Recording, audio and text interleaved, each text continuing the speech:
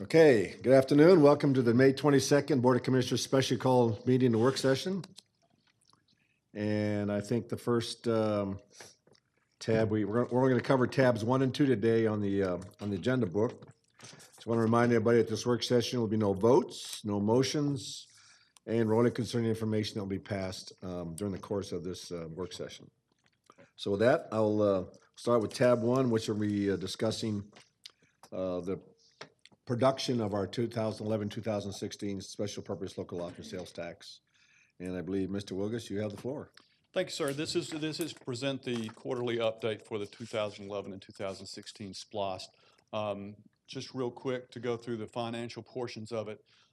In the 2011 SPLOST, 2016 SPLOST, through April, we have received $173,457,428, which is 18 million plus over projection right now. We still got a long way to go, but that certainly looks good for our production as far as receiving capital so far. Super. And with that, we'll turn it over to Eddie Cannon with the facility. Okay, great.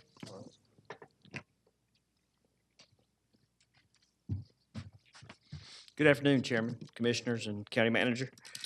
Today I'm going to talk a little bit about facilities and property management as part of the SPLOST. You'll see the pie chart that shows you the portions of SPLOST that is geared toward facilities. Next. This chart will show you exactly what has been spent to date. You'll see facility restoration, health department, library, senior services, judicial, and public safety. Okay, I'm going to break it down for you on the next slide. I'm sure you will, but I'm Okay. still not a speed reader.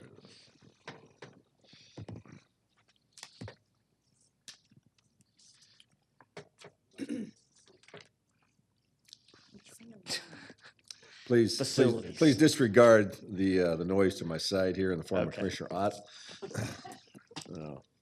Okay, I'm good now. All right, this chart right here shows you what the other chart was telling you. It shows you exact projects we have done in each one of the categories. Public safety, you'll see 911 offices, fire stations, police precincts, judicial, state court, superior court, and magistrate court. We've done projects. Senior services, Freeman Pool, North Cobb Senior Center. Libraries, Gritters, Schweitzer, and East Marietta.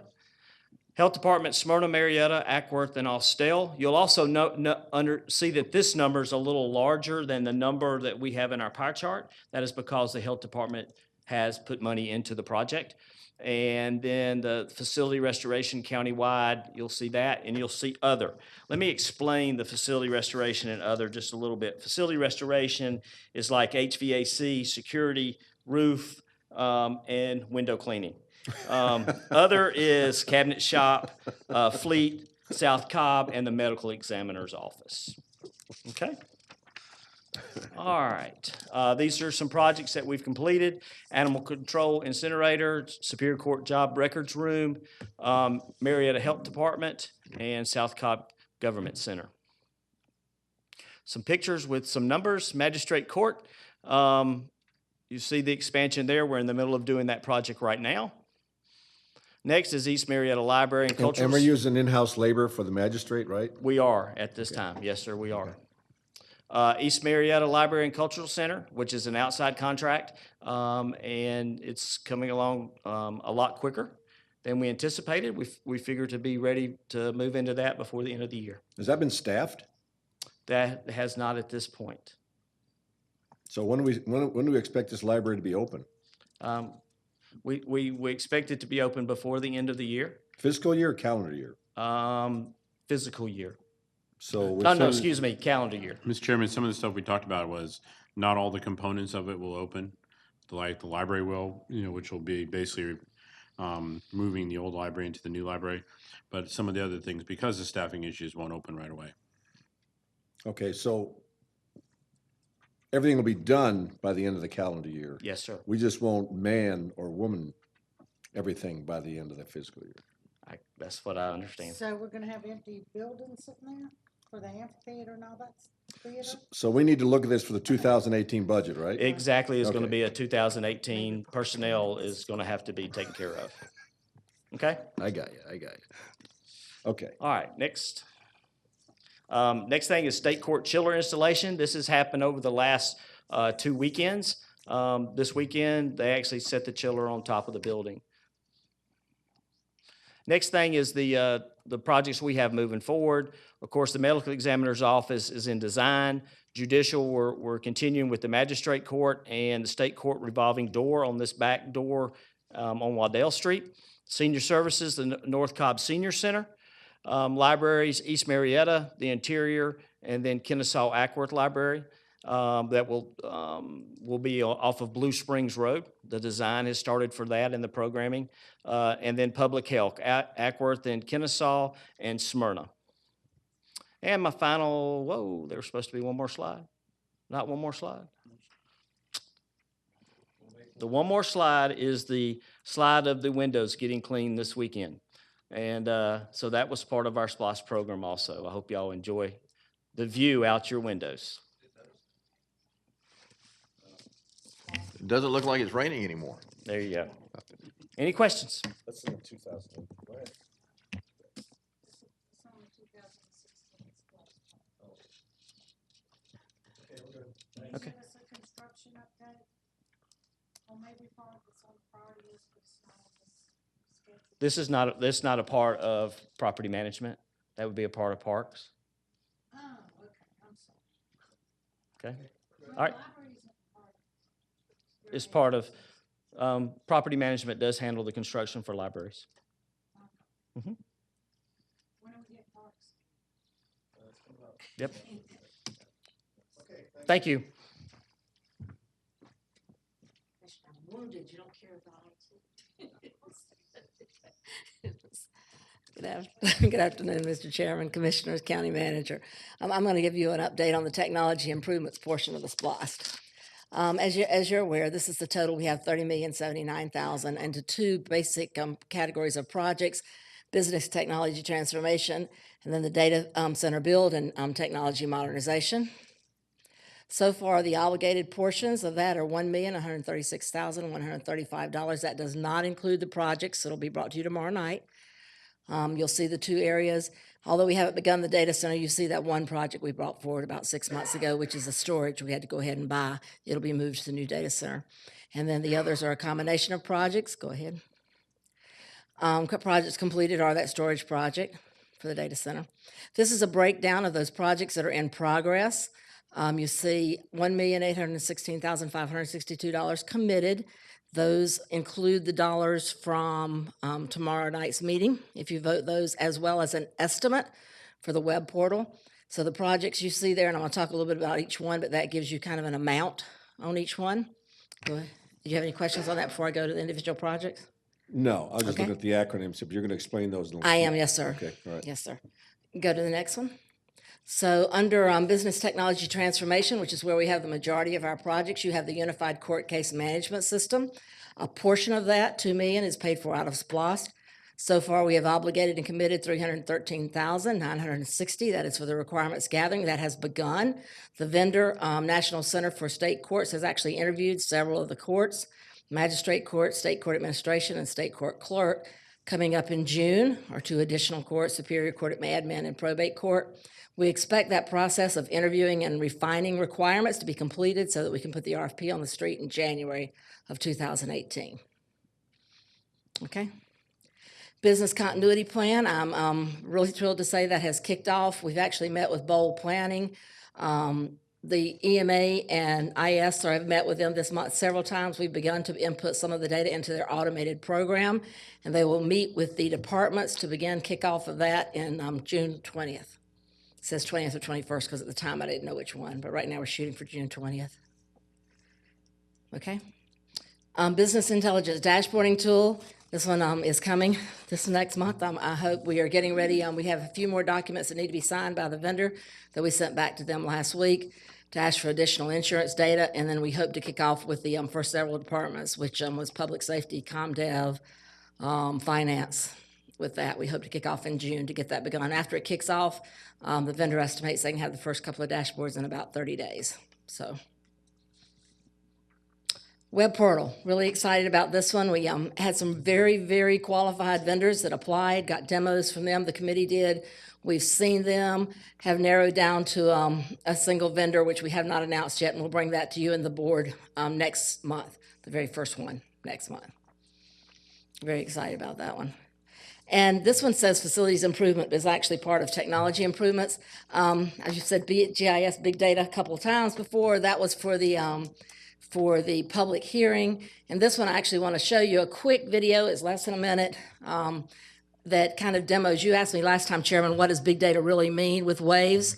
And this is it's kind of an advertisement from Waves, but it's with other county organizations, and it kind of shows you some of the things that we'll be doing with them, with the thing you'll be voting on tomorrow night. Okay.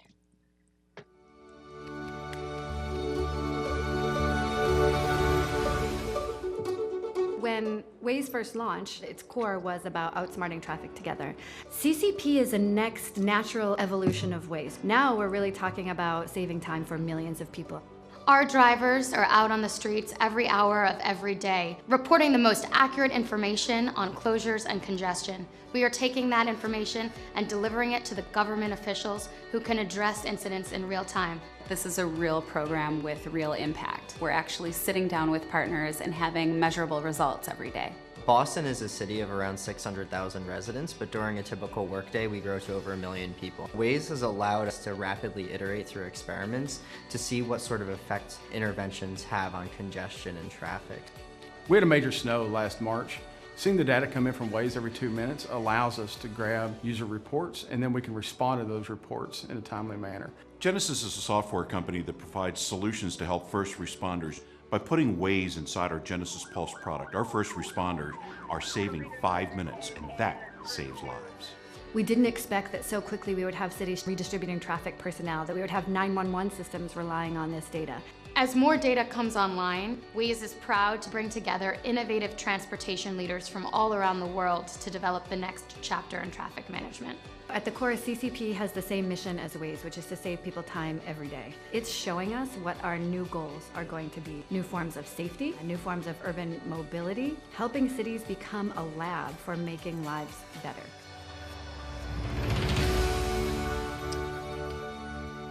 And what we'll be doing, what the new equipment does is allows us to actually accept and manipulate that data because there's so much of it. Lastly, facilities improvement, which is actually under property management, some SPLOST program, but we manage the IT portion of this. That's $5 million under there. If you'll look, you remember we finished the purchasing department and Superior Court parking deck.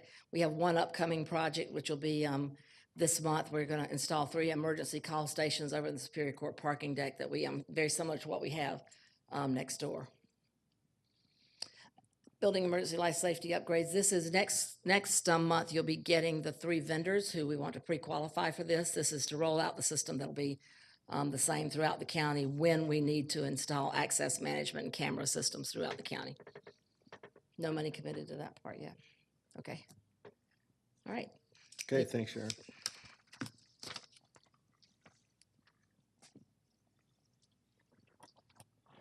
Good afternoon, Chairman, Commissioners, County Manager. I'm going to be reporting on public safety in Director Heaton's absence. Go ahead. Follow up on the 2011 SPLOST. Everything on this SPLOST has been completed with the exception of animal control. We're in a bid process now for the HVAC. And then on the security fence at Precinct 2, we're installing the gates and the openers today as I speak, so that should be completed very shortly.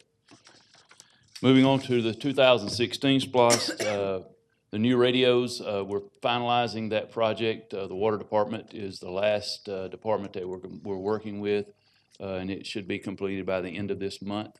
And you see there that we've spent $13.4 million of the $14 million. The radio towers, there were 3 of those in the SPLOST. There's one at Camp Highland that we're currently under contract review. We've located a piece of property in Bartow County. Bartow County is now going through negotiations with the property owner there, and then we're looking to determine a 3rd site in East Cobb. Next. Our mobile command unit, this is a command unit that we should take delivery of in August of this year. It will be replacing our current 17-year-old command unit, and it is obviously under budget as well, or within budget, and we'll take delivery of it in August of 17. Our fire station alerting, this has actually been completed. We're now just going through the monitoring stages to make sure everything's operating correctly, and you can see there that we spent that entire amount. Next. Police headquarters, there's been a needs assessment that was completed back in January of this year. We're looking at alternative properties, both existing buildings and also for other options of just a land acquisition to build a police headquarters. Our training center, we've also completed a needs assessment with it, and it cost us $104,000. And obviously, the needs assessment is coming in at a figure that our current dollars don't look like it's going to support. So we may be looking at a different direction there. Yes, ma'am. Can you remind me, this training center, is it going to be both fire and police together, or is it separate? When we initially started out, that was our idea. But now that we've done the needs assessment, we're now also playing with the idea that fire would take over the current site and do some major renovations there, and then just relocate police training. Okay. Next.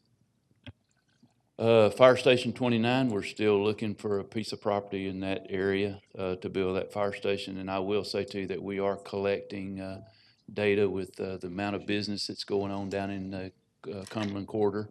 Obviously, our call volume has picked up, and that station need is becoming even more real as we speak. Fire Station 1, which is on Mableton Parkway, for those of you who don't know the history of that, we have already, back in 2008, purchased a piece of property just down the road from our existing Fire Station 1, and we are ready to get started on that particular fire station as I speak. So we're going to be going out for an architect so we can get that project moving. Next. Fire Station 7 is our station located at Hicks and Hurt Road. We're in conversation with the property owner right behind our current location to see if we can expand that site, because the buildings that we're building today, obviously, that site can't support the size fire station that we need for today. Our airport crash fire truck, this is kind of what we spoke briefly about this morning. We're currently writing specs for it, hopefully to get it delivered in 2018.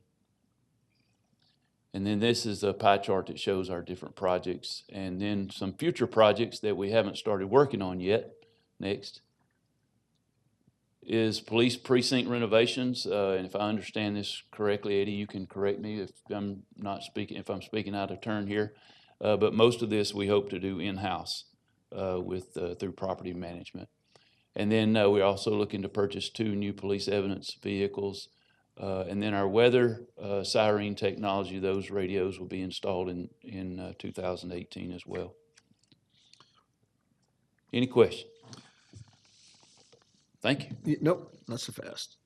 Okay, Cornelius, look back up to 2016 SPLOST facilities chart, the very first one.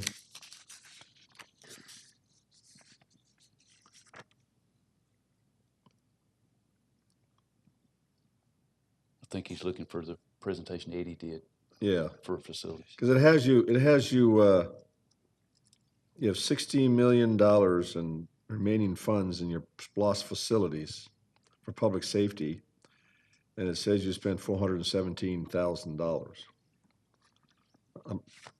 What's the delay in spending the money? I'll have to get Eddie to help me with that. And Eddie, you know the details of that? Most of that's the headquarters and training center.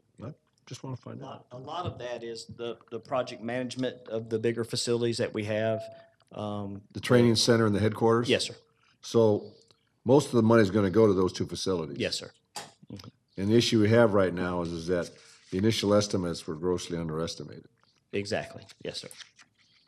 So the way we're trying to get around that or work with that is to move fire into the existing training facility and buy a new facility for police. Right, for training. And then we're looking at different opportunities for possibly a police headquarters. We hope to bring something to y'all in the next month or so. Okay. And on this on the current SPLOST slides, I didn't see on the pie chart, take-home cars That one's already been completed, and I don't know the for funding. the rest of 2016. That is my, Ye- For the, yes. for the whole, for the 6-year SPLOST, Yeah. we have bought all the take-home cars we're gonna buy. Is that correct, Dennis? How many did we buy?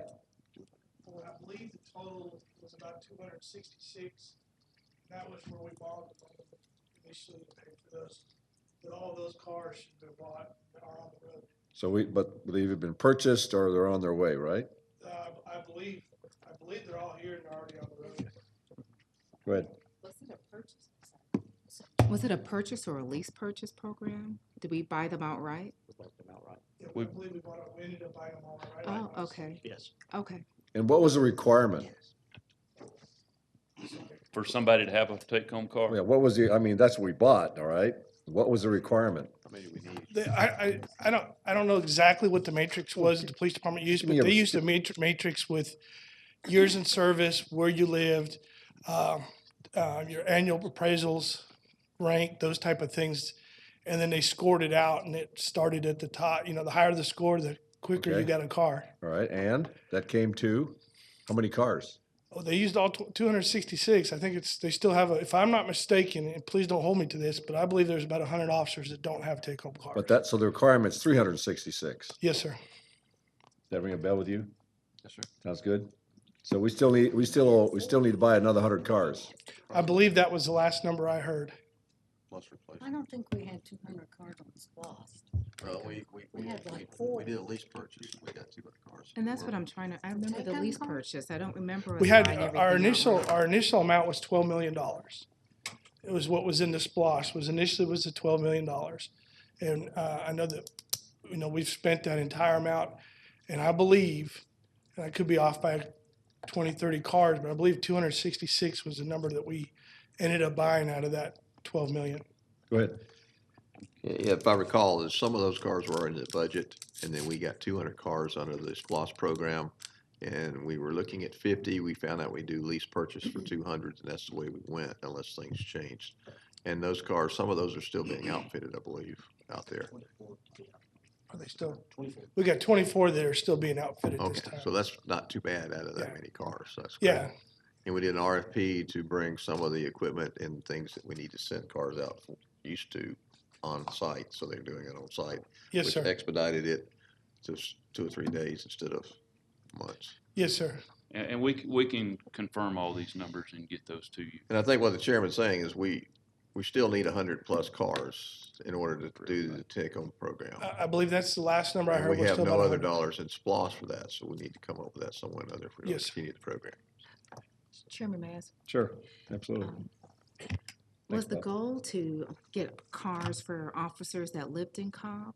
Is that part of the 366, or is this for every officer to have a take-home vehicle? That was part of the matrix, and obviously it's very, it's better if they're in Cobb County, absolutely. I think some of the officers probably that lived short ways outside of Cobb probably got some of the take-home cars. But the goal was to try to, make sure that those that lived within the county got one. Okay. And I believe we recall it's 30-mile radius or It's something. 25 miles. Okay. From the square. Pretty close. From And the then- square. Yes. From where? From From the the square. And that is as a crow flies. Yeah. Correct. Yeah, it's not street It's not miles. street miles. It's a straight line He's being radius. serious. Okay. Does So- that cover all of Cobb? Does that cover all of Cobb? The 25 miles? Mm-hmm. Oh, yeah. Yes, it will.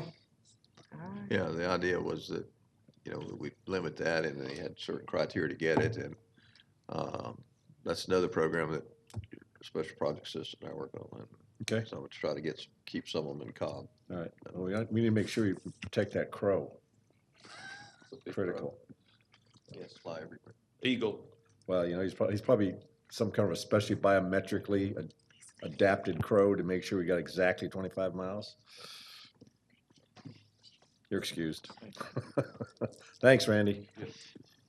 Okay, who's next?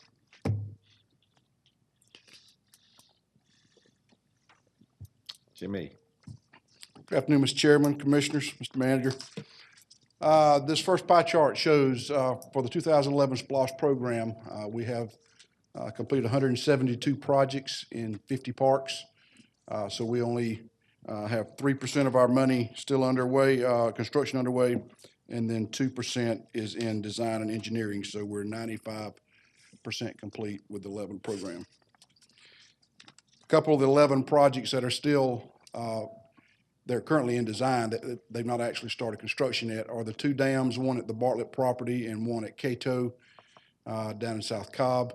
The Bartlett Dam, Lake and Dam, the dam must be worked on, as well as the outlet structure at Cato. This project we've showed to you a couple of times, but one of our program managers has a new toy, and it looks better when you're looking at it from the sky. Ah, gotcha. So now you can see that the finished product down at the Wild Horse Creek BMX track. This picture was taken at the recent Dixieland Nationals, and we received raving reviews from folks from all over the country. We had competitors in from 35 states and 6 different countries to participate in that national event. And as you can see, with the new renovations, it worked out very, very nicely. It actually made the USA BMX magazine did a poll of the top 40 legendary tracks in the country, and we were number 10 as far as legendary tracks in the country. So we thought that was a pretty nice place to be. In the 2016 SPLOST program. Hey, Jimmy? Yes, sir. So on that BMX track, did we like charge fees for that or what? You mean for them to host that event? Right. No, sir. So they got to use it for free? We have a BMX association that actually runs that program. Yeah. Just like one of our youth associations.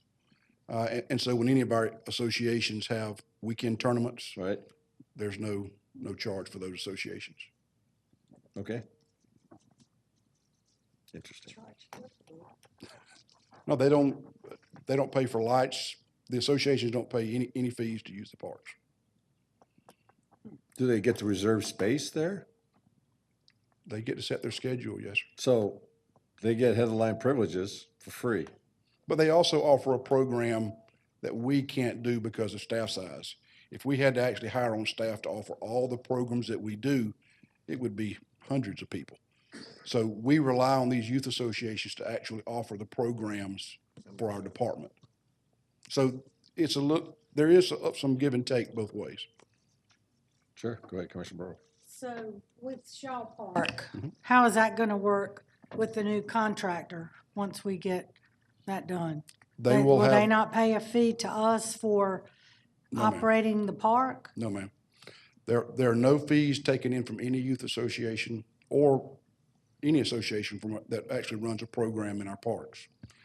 We pay the light bill, we pay the water bill, we maintain them. Well, taxpayers pay the light bill and water bill. Right, right. So That's right. I mean, that may be something we need to revise.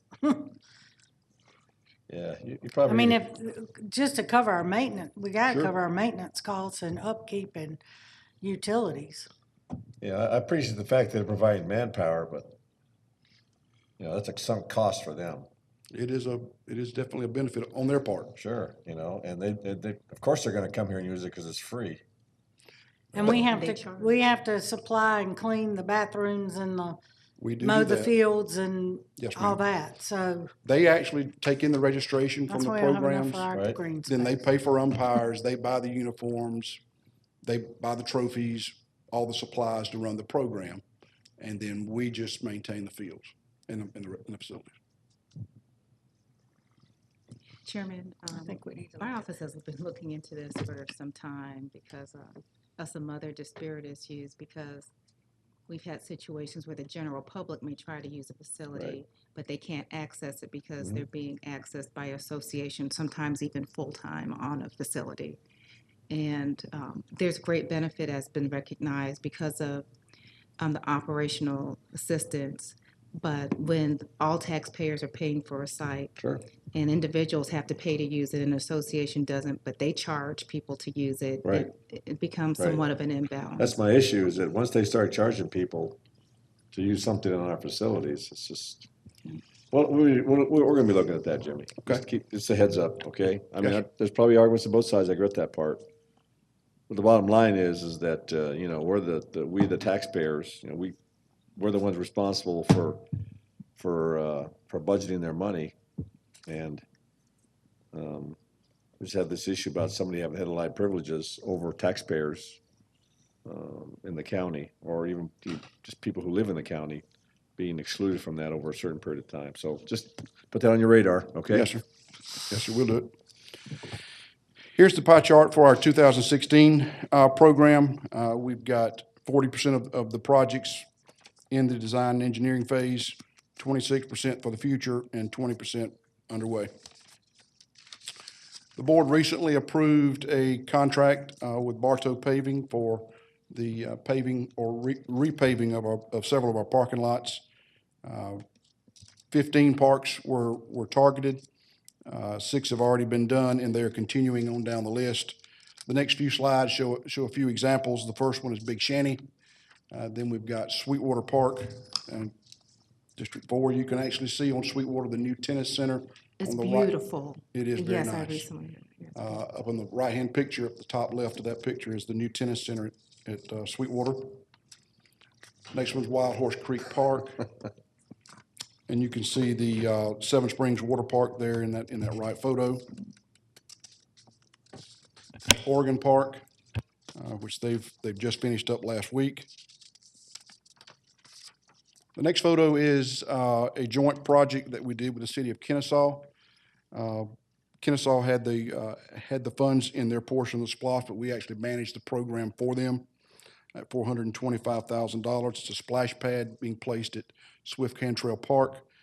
Their I would say subliminal goal was to have it open by Memorial Day, and we were really cautious about saying that, but we were able to get it done, and we feel like it's going to be ready to rock and roll next week. So we had a great contractor on that project, but the city of Kennesaw will be managing that project from here on out, or once it opens up. We also have another joint project with them for a rec center. We're currently waiting for the city of Kennesaw to decide whether they want us to manage it for them or whether they will just take that over and run with it. This project is the exhibit hall at Miller Park. It's currently in the design phase. It will take the place of Building A and Building B at Miller Park. We're really excited about this project. It will actually begin the day after the North Georgia State Fair finishes this year, and then be open by August of next year. We'll be bringing you a GMP in August to get this project completed. Also at Miller Park, with Building A and Building B going away, we had a small closet in Building B which served as our maintenance room. We're going to be able to now have our own maintenance building there at Miller Park. That's the Windy Mac connector, the top portion of the photo. For $317,000, we're getting our maintenance building and storage there. This photo was taken a couple of weeks ago, so it's about 60% complete now. Synthetic turf fields. We're in the getting ready to go out to bid on these this summer. We're doing 4 fields at the Hubert Soccer Complex at Mackworth, 3 fields at Mud Creek on the Barrett Parkway, and then 1 at Terrell Mill. Once we get those bids in, we're looking for work to actually start immediately following the fall seasons and then be completed by spring seasons. So they'll be doing the work during the cold part of the year. Excuse me, Jimmy. Yes, ma'am. Yes, when we talked about converting to turf, there were some concerns from some parents regarding the materials used in the turf. Has this been addressed through the proposal that we're putting out there, or that, or what the responses that we plan on getting, what type of material is going to be in the turf? Yes, ma'am. That's one of the things that we charge Gaskins with doing the research to get us the safest product. Okay. A lot of those stories, there have been independent studies that show one thing, and then the actual studies done by the industry show something else. So we have tasked them with Okay, so they're getting down still into the weeds. Yes, ma'am. looking into that. Okay, thank you. Couple of final projects in the 16 program. We are playing an active role with the city of Ackworth in the planning of their community center. They are managing that project, but they are leaning upon our expertise in several areas. The park's office complex on County Services Parkway, we're in the pre-construction and design phase of that project. Once we get ready to start that, we will be dispersing our staff around the county to our different facilities until we can get that completed. The countywide master plan, all the interviews have been conducted, data collection has happened. We use the KSU Burris Institute to do that for us, and the data analysis phase is underway now, and we'll be bringing forward a draft late summer, early fall on that. Mabry Park, the construction documents have been submitted for permitting now. We're looking to have those comments back in a couple of weeks, and then we will ask the consultants to reincorporate the comments from plan review back into the plan, and then go out to bid later this year. Green Meadows Preserve, a small restroom and parking lot is under design, and as well as the historic house, the program and the renovations is under investigation now by our historic contractor. And then last but not least, the Johnson's River Line. We have 100 acres along the Chattahoochee River down on Discovery Boulevard, and we have a couple of concepts for access to get folks in and show them the chapade and the earthenworks. So we're in the process of doing that. We're keeping the community as well as Commissioner Cupid involved in that. So, any questions?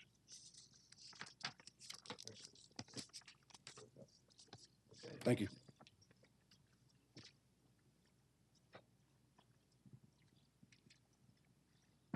Good afternoon. Again, Chairman, Commissioners, Mr. County Manager. We've got a lot of to go through, and this is kind of a deep dive into some of our stuff. This is the 2011 SPLOST. As you can see, we had 205 transportation projects. We'll be the last to be presenting on the 2011 SPLOST. Our projects take longer. You'll see that right now we've got 11 and 13 actually in progress right now. We're ahead of schedule on that, but that's where we are as far as the 2005. Then the 2016 SPLOST, we've got 210 projects. We've completed 11%. We have another 55 that are in either design or pre-construction, or I'm sorry, or in pre-construction, in design, or in construction. Go ahead. With the 2011 SPLOST, there you see the distribution of SPLOST throughout the county. We've got, as I said, 13 in design, 11 in construction, so there's 24 in the 2011 SPLOST that are ongoing right now. We've completed 181 projects. Go ahead. These are the projects that are in design right now. The ones that you see bolded, we'll take a little closer look to later, but you see all those 13 projects. Now, we only have 4 of those that are major road projects. As we're at the end of that SPLOST, we're trying to finish up the sidewalk component. That's really the only general component that we've got funding left, so that's why you see 9 projects that are pretty much sidewalks along there. As we finish up those, we will complete the 2011 SPLOST along with those road projects. Go ahead. These are the projects that are in construction in 2011. Most of these are different. These are the road projects that we're finishing up.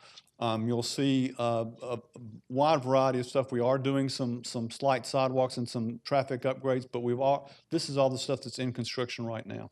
Go ahead. This is the 2016 SPLOST. This is we've got 33 in construction. You'll see a lot of these as dots, and you'll see why in just a second. But this is what we've got ongoing right now. We completed 24 of these projects. Go ahead.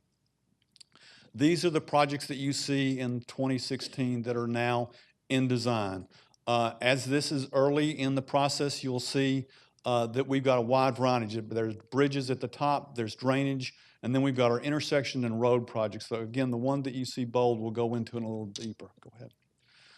These are the rest of the projects in 2016 that are in design right now. There's 33 of them, and it's a wide range ranging from all categories in our SPLOST. Go ahead. These are the projects that are in construction right now.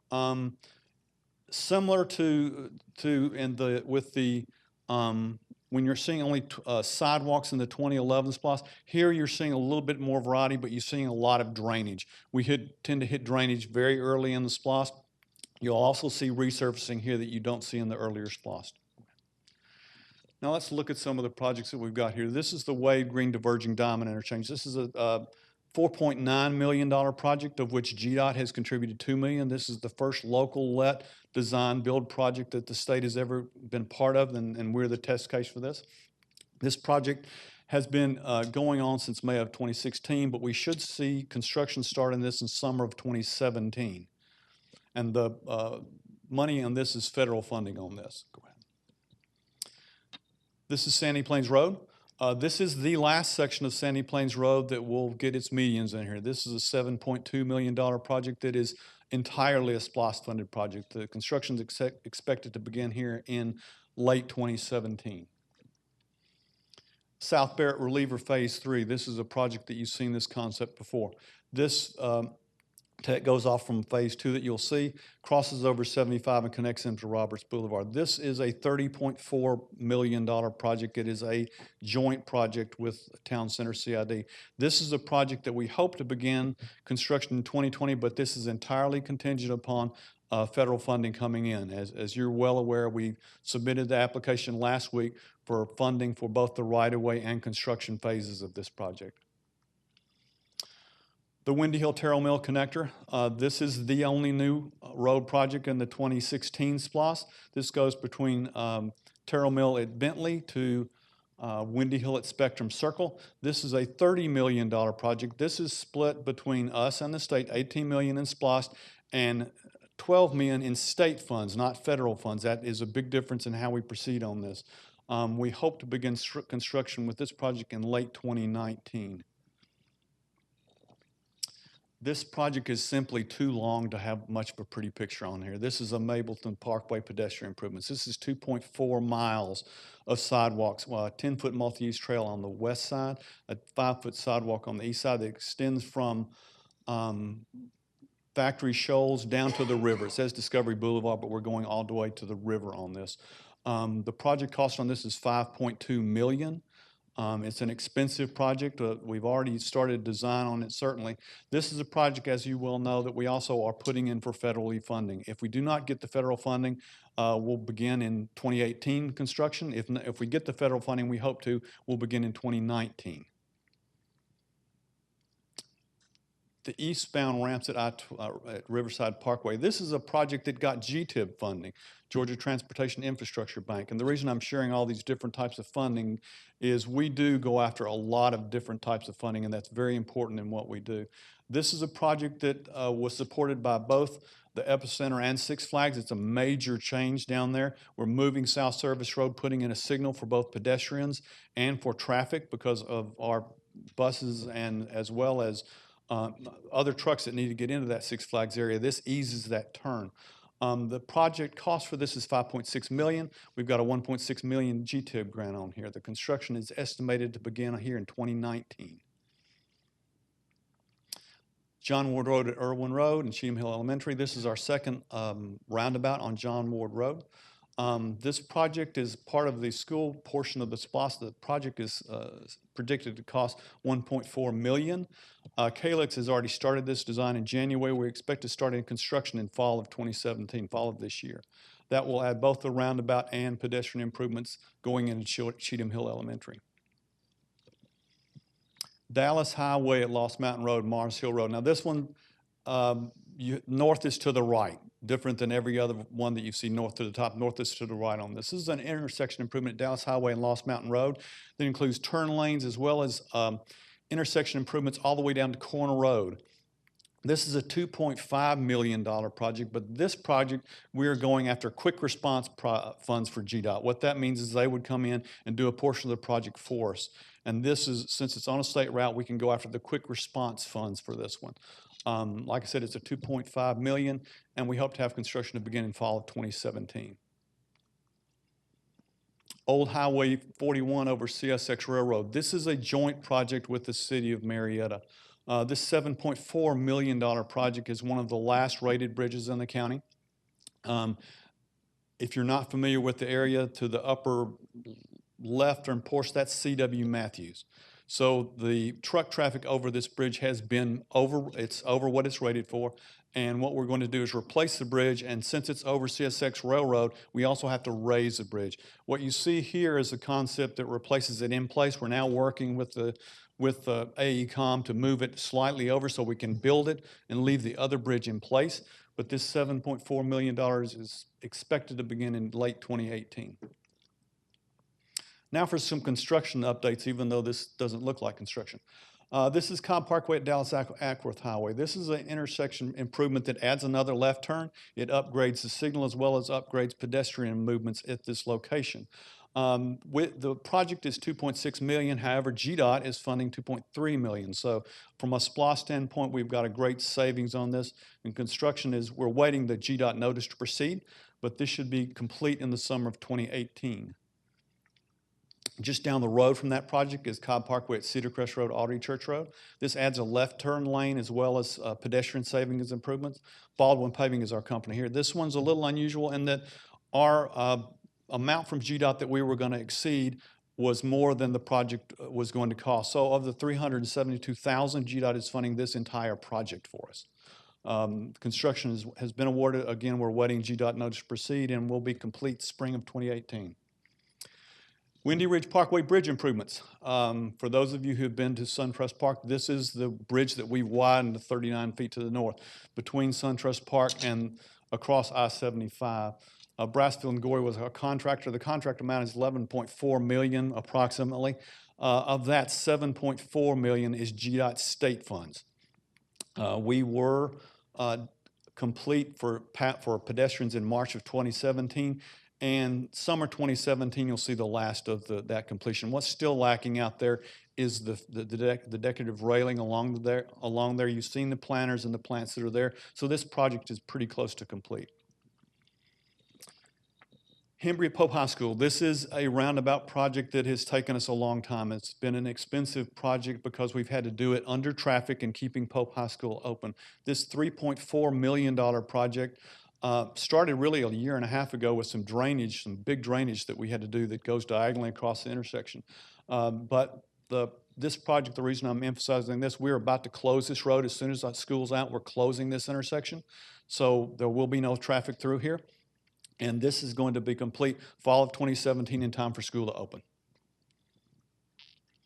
Hurt Road pedestrian improvements. This is a project with Glosson Enterprises worth $618,000. This project that we're going on, as we discussed this morning, when you're putting a project on a rural section of road, which Hurt Road isn't through here, we have to put in drainage and curb and gutter, and that's why this one is a little more expensive than it might be, but this will be completed this summer. South Barrett Reliever Phase 2.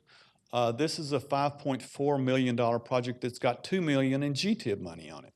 This is a partnership with the Town Center CID. This is our first multi-lane roundabout that's going to be, if you're familiar with that Town Center area, this is behind Dick's Sporting Goods. It's the best landmark that I can give you for it.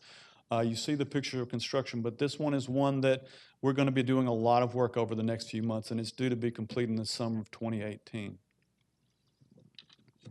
Cobb Parkway at I-285, Windy Hills, Circle 75 Spring Road. If you were looking for a singular project that majorly impacted the traffic around SunTrust Park, this is the one.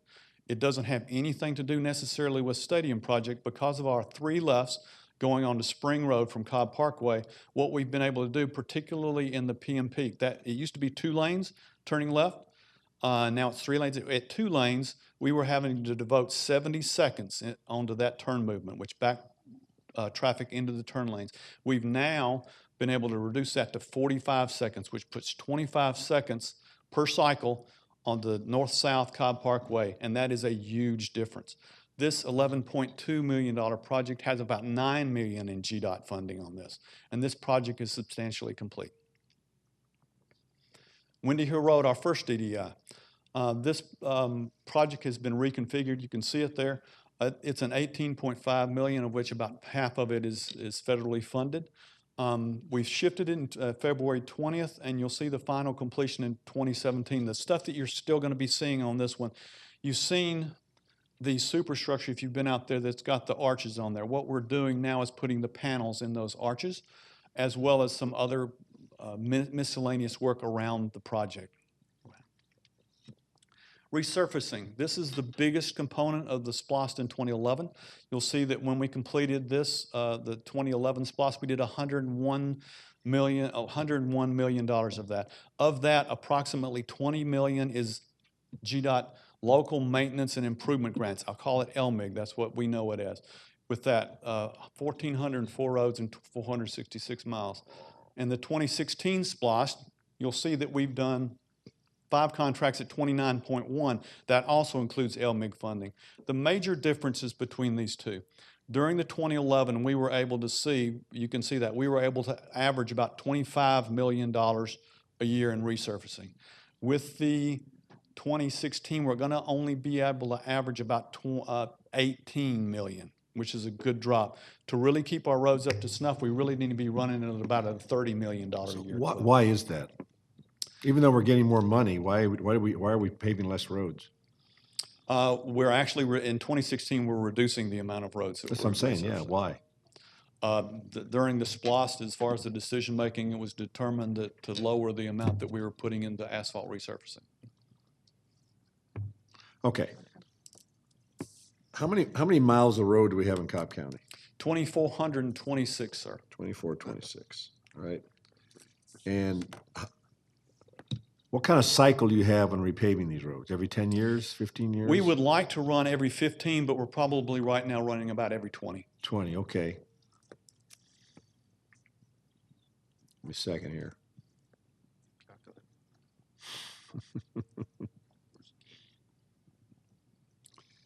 So we should be repaving 121 miles of road every year.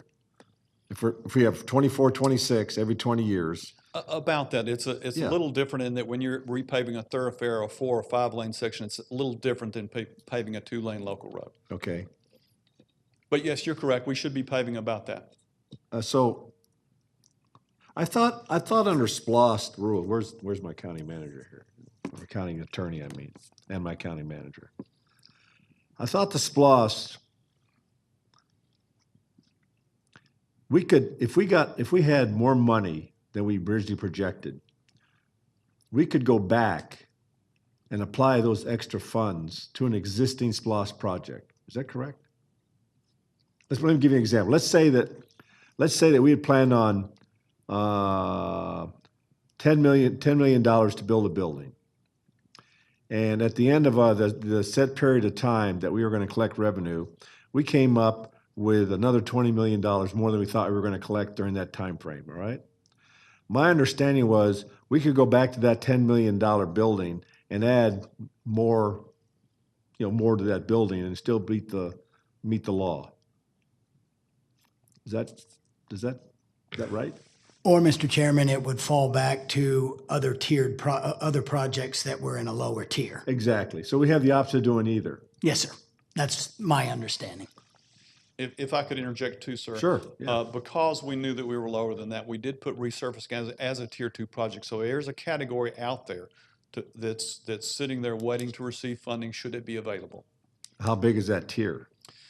The tier itself is hundreds of millions. Our resurfacing component of that, I believe, is about 40 million. And would that bring us up to the ratio you're thinking we should be at? Closer. What do you? Is he a lawyer?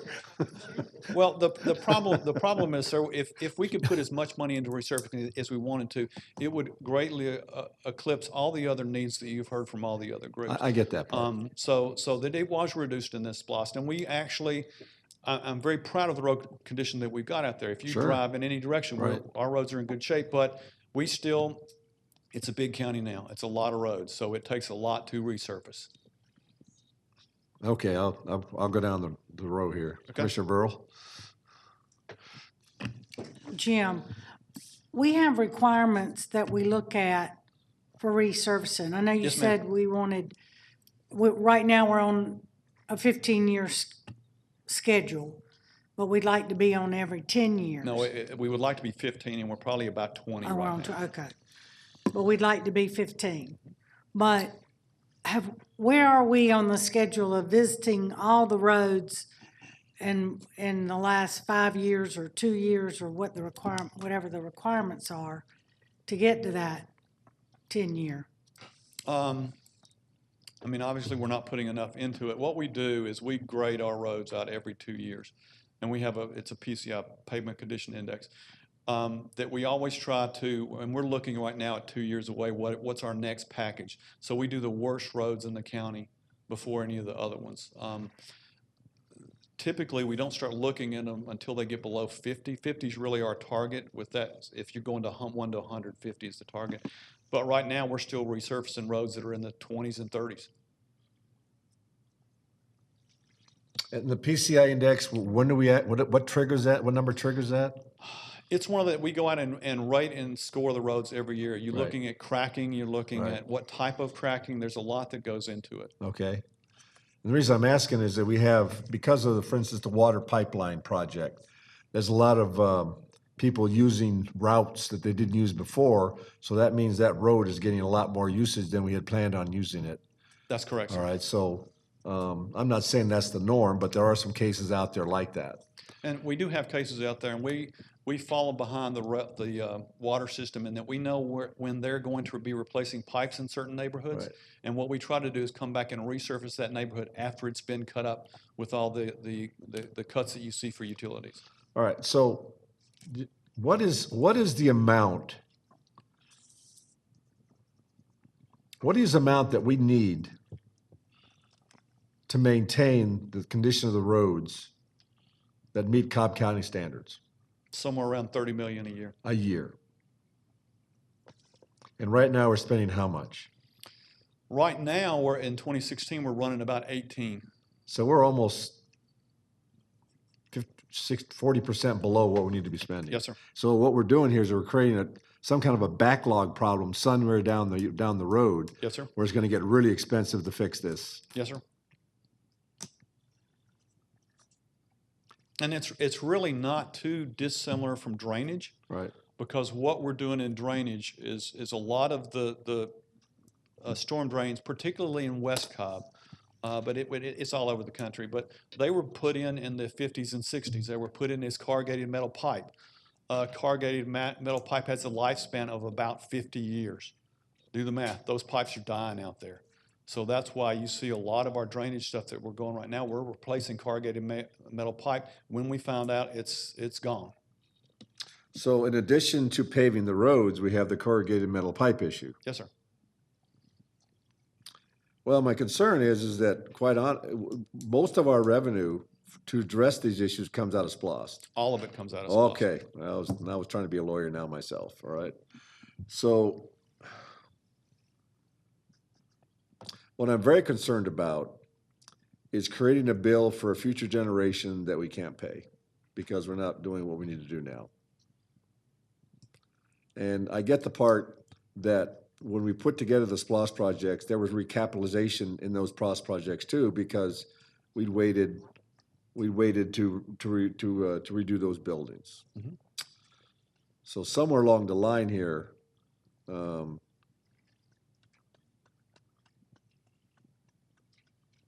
I guess which we're going to cut the baby in half. Which part of the baby do we want to give back, and which part do we want to keep? And that's correct. And the other thing that resurfacing in particular, and drainage as well, when we resurface a road, we being Cobb DOT, and you'll see this on our budget presentation, we don't have to fix potholes on it anymore. We don't have to go out and do repairs to it anymore. Same thing with drainage. When we fix drainage problems out there, we don't have to have our drainage crews go back to that because it's done. So there's a lot but with not doing this puts us at a disadvantage from our maintenance standpoint as well. What is the bill for replacing the 50-year corrugated pipes? Do you know that? It would depend on the size, but say it's a 36-inch pipe, yeah, and we're replacing it with a 36-inch pipe, concrete, you're probably looking at the $70 to $80 a foot range. Mm-hmm. And have we priced out what the requirement is to replace these pipes throughout the county? On a whole, I don't believe so, sir. Is that a water system issue or your issue? If it's in the right of way, it's our issue, sir. Okay.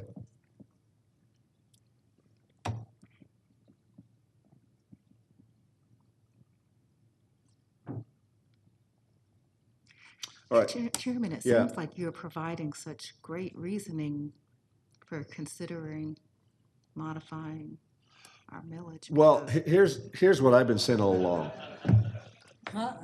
And she is a lawyer. She is a lawyer. I'm not gonna try that one. Here's what I've been saying all along. When we priced out the 2016 SPLOST, we did not include revenue from Brave Stadium and Battery Park. That was not part of the projection. So we know we're going to be getting more revenue from Battery Park and SunTrust Stadium. All right, we're not sure what it's going to be. I would hope that it would be, continuing the incredible success of the venture so far. That somewhere down the road here, we're gonna have extra fund. We're already ahead of projection of collecting SPLOST, right? Like $18 million or something. Didn't I see that? Yes, sir. So whenever you throw that kind of money in front of elected officials, they get pretty excited. What I want to do is to make sure we have a conversation that we address the requirements, because I think the roads resurfacing was vastly underfunded. And I just don't think it's fair to a future generation to put this bill on them, because I realize that once you kick a can down the road so far, it almost becomes impossible to pay that bill, all right, without some huge amount of money associated with it. It's kind of like where we are with our traffic issue right now. Instead of addressing regional transportation or mass transportation 25 or 30 years ago, now to go and do something like that would be prohibitively expensive. It would be very expensive. Yes, so that's just my voice thing, so I'm not trying to back into a corner. But I have the same issue with these roads, because after a while, if you don't address them, it isn't just repaving them you have to do a lot more to bring them up to a standard. So I think what I need to do here is we need to have a discussion, Mr. Hosack,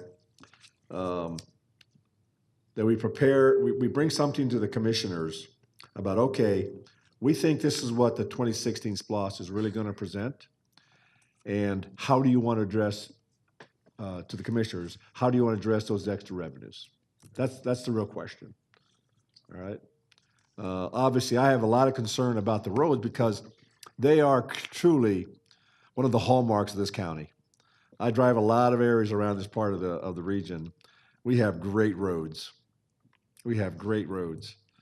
And I just don't, I'd be reluctant to give up that standard, because we already know we have traffic issues. And what I don't want to have is have traffic issues on bad roads. I will agree with you, sir. So I'm not sure how we're going to fix the traffic issues, but in the meantime, we want to at least let the residents who come here and the visitors that we have a standard here and we try to apply those. So, Commissioner Burrow, sure. Yeah. Yeah. I agree. There are also other projects, SPLOST projects in other departments that are on the SPLOST list, but as we've seen the design or the estimates come in, they're over what the budgeted amount for that particular project was, such as public safety, medical examiner's office, and other things that are designated SPLOST items, but under amount of what it's going to cost to construct or build them. So we didn't ever really have this problem in the past, up until a couple years ago with the being over the projected amounts. And at one time, last year, year before, in the 2011 SPLOST, when it was over, we talked about prioritizing the additional funds from the designated list. Right. So I think we need to look at that now, because we are even more over the projections than from the 11 SPLOST, and that was over at the end. Yeah, I agree. I think that given the magnitude of the exceeding the projected amounts, now is the time to get engaged in that. And we've all seen how I work. I want to have the discussion, and I think we need to shape that discussion, Mr. Hosack, about how we're going to do that. Commissioner Weatherford. Thank you. I agree with Commissioner Burrow and just keeping it on these. We have underestimated many times in our SPLOST funding, and especially in the area of public safety, which, I'm proud to be the liaison for. And if we haven't built a public safety headquarters or training facility, and we haven't done these in 20, 30 years, and now we're having to cut corners in order to meet what we need with the funding we have, then we're doing a disservice to the next 20 or 30 years that we have. And I think a track record of being able to utilize a facility for 30, 40 years is great. But if we're going to build one, it needs to last another 30 or 40 years, and we can't do that with the funding that we were given, which is why we're looking at alternatives. But I don't think a county this prestigious and this great should look at alternatives. It ought to be what we need for the future so that we don't, as you said, Mr. Chairman, leave future generations with a bill they can't pay. Yeah. And I think now's the time to start that discussion because the amounts are there. We've all kind of suspected it for a while. But now that we had a presentation here, we've seen the start of that. And remember, even the fair market value of all the projects that will be built with regard to SunTrust Park and Battery Park, or SunTrust Stadium Battery Park, they had not come to their full value till the end of this year. So we may derive more general fund revenues that have to go to some of these issues too, not just the SPLOST projects. Right. So what I've been saying for almost a month now, Cobb is really about to take off. And I think it's incumbent upon us that we now start looking at some reasonable projections of what we think the revenue might be, and then how we think we want to fund what projects we want to fund with those excess revenues. And it's something that all the commissioners here will have access to. Plus, I'm sure there are people out there, who are watching this and we're reading about this, will also want to engage in that. So I'm just a little leery about leaving money sloshing around like that in front of elected officials without putting them against a project. If I may throw out the one word of caution. Sure. From a historical standpoint, the 2005 SPLOST, when we started that SPLOST, it started like gangbusters. It really did. The collections were higher. Right. 3 years into it, the recession hit. Right. We defunded projects because we didn't have enough collections. Correct. So Correct. just be cautious as far as when you want to start looking at that, because history tells us that in the middle of a long SPLOST like 2016 is, something could happen. Sure. Not seeing it. I'm just saying as a word of caution. Well, I'm going to make a mandate. We're not having a recession. There you go. I'll agree with that. Yeah, so that's it. If that was your concern, I got that taken care of. Okay. But that's a great point. But again, that goes to the point of you don't spend the money till you have it. And that's the beauty of SPLOST. We can project that we want to build this, but we can't start on it until the money's there. And that's again why SPLOST has such a great redeeming value, is that it is one program where you don't spend 1 cent until all the money's in the bucket ready to be spent on it. Correct. So, but I'd like to get a start, Mr. Hosack, working with the commissioners and the staff as to what are those things that we think we might want to be looking at. This is just in 15 months for this SPLOST, which means that we've been looking at this project for 27 months. It's amazing what's happened in 27 months. It's already driven something. We may have to take a look at this. Very good, sir. Right? Yeah. Sure. Yeah. I think this, and I know that some people in the audience were ones that stood up and said this. I think this shows the fallacy of how this county has determined SPLOST lists in the past. In the past, the county, that whoever brings it forward says we're going to have a 6-year SPLOST. They said 125 million. How much money do we have to spend? This county has not in the past gone and done a needs assessment, determined what were the high priority items, how much are they going to cost, and then figure out how long the SPLOST is going to be. We now have a 6-year SPLOST. We have items we can't do anything about because we've got a 6-year SPLOST. Instead, if we would take the items that we need, because the SPLOST was supposed to replace a bond. So if you need a new courthouse, you need a new jail, then you do the SPLOST and you build them. We don't do that, and we haven't done it for the last 3 SPLOSTs. What needs to happen is we need to have a needs list, which this whole paving thing that Jim and you were talking about would have been number 1 on the priority, and it would have had a number 1 priority, but it didn't. Because what happened was there were too many other pet projects that came up that lowered the public safety in the training center. The initial forecast from Sam Heaton was $100 million piece. And it was artificially lowered to $50 million because the $100 million couldn't be covered and paid for the other stuff. And then it was even lowered more. But the fact of the matter is the cost that we're being told it was today is exactly what it was said when the SPLOST was being determined. And so the commissioners, it's great to say it now, but when it came time to make the list, it didn't happen. And so that's why it is the way it is, because of the way the SPOS list was created. Sure. Yeah, I would echo the same sentiment. I mean, to do what is right takes very tough decisions of a full board. Sure. And it will require us to make some expenditures and change the philosophy of not just how we approach SPLOS, but how we approach our millage rate.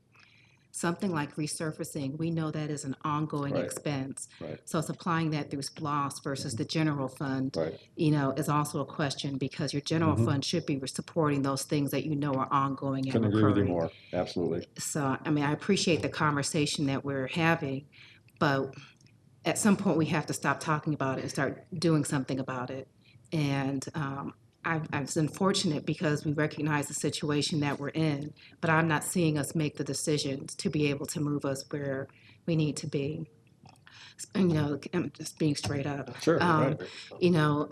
With the past budget request, I had put in a line item for us to fund a capital improvement program. Because this is not just the roads this year. If you look Right. at some of our Absolutely. buildings, you'll shake your head at the condition of them.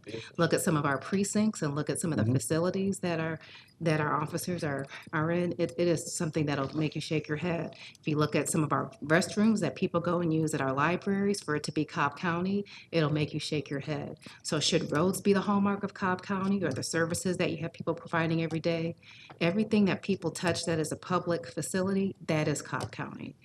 And I just think that I really appreciate the spirit of this conversation, but it has to translate into us making decisions that will carry us into the future. Because every time, unfortunately, when we make political decisions that safeguard where we're going to be the next year, we are not looking out into our future. And we end up being in the same situation. And I mean, ever since I've been here, this has been the ongoing conversation. It is my understanding that with some of and I could be wrong, but I'm hoping that our budgetary projections show a more significant revenue than last year. But from what I understood, that wasn't the case. And, so we may end up being in a similar situation than we were last year. But with this conversation, are we willing to make the decision to reflect where we want to go? That's up to all of us that are here having, Right. talking right. Well, you'll be glad to know that I've told Bill Volkman that we're going to be putting capital improvement back in, recapitalizations, I call it, back into the budget cycle. All right, we're not going to be doing it like this.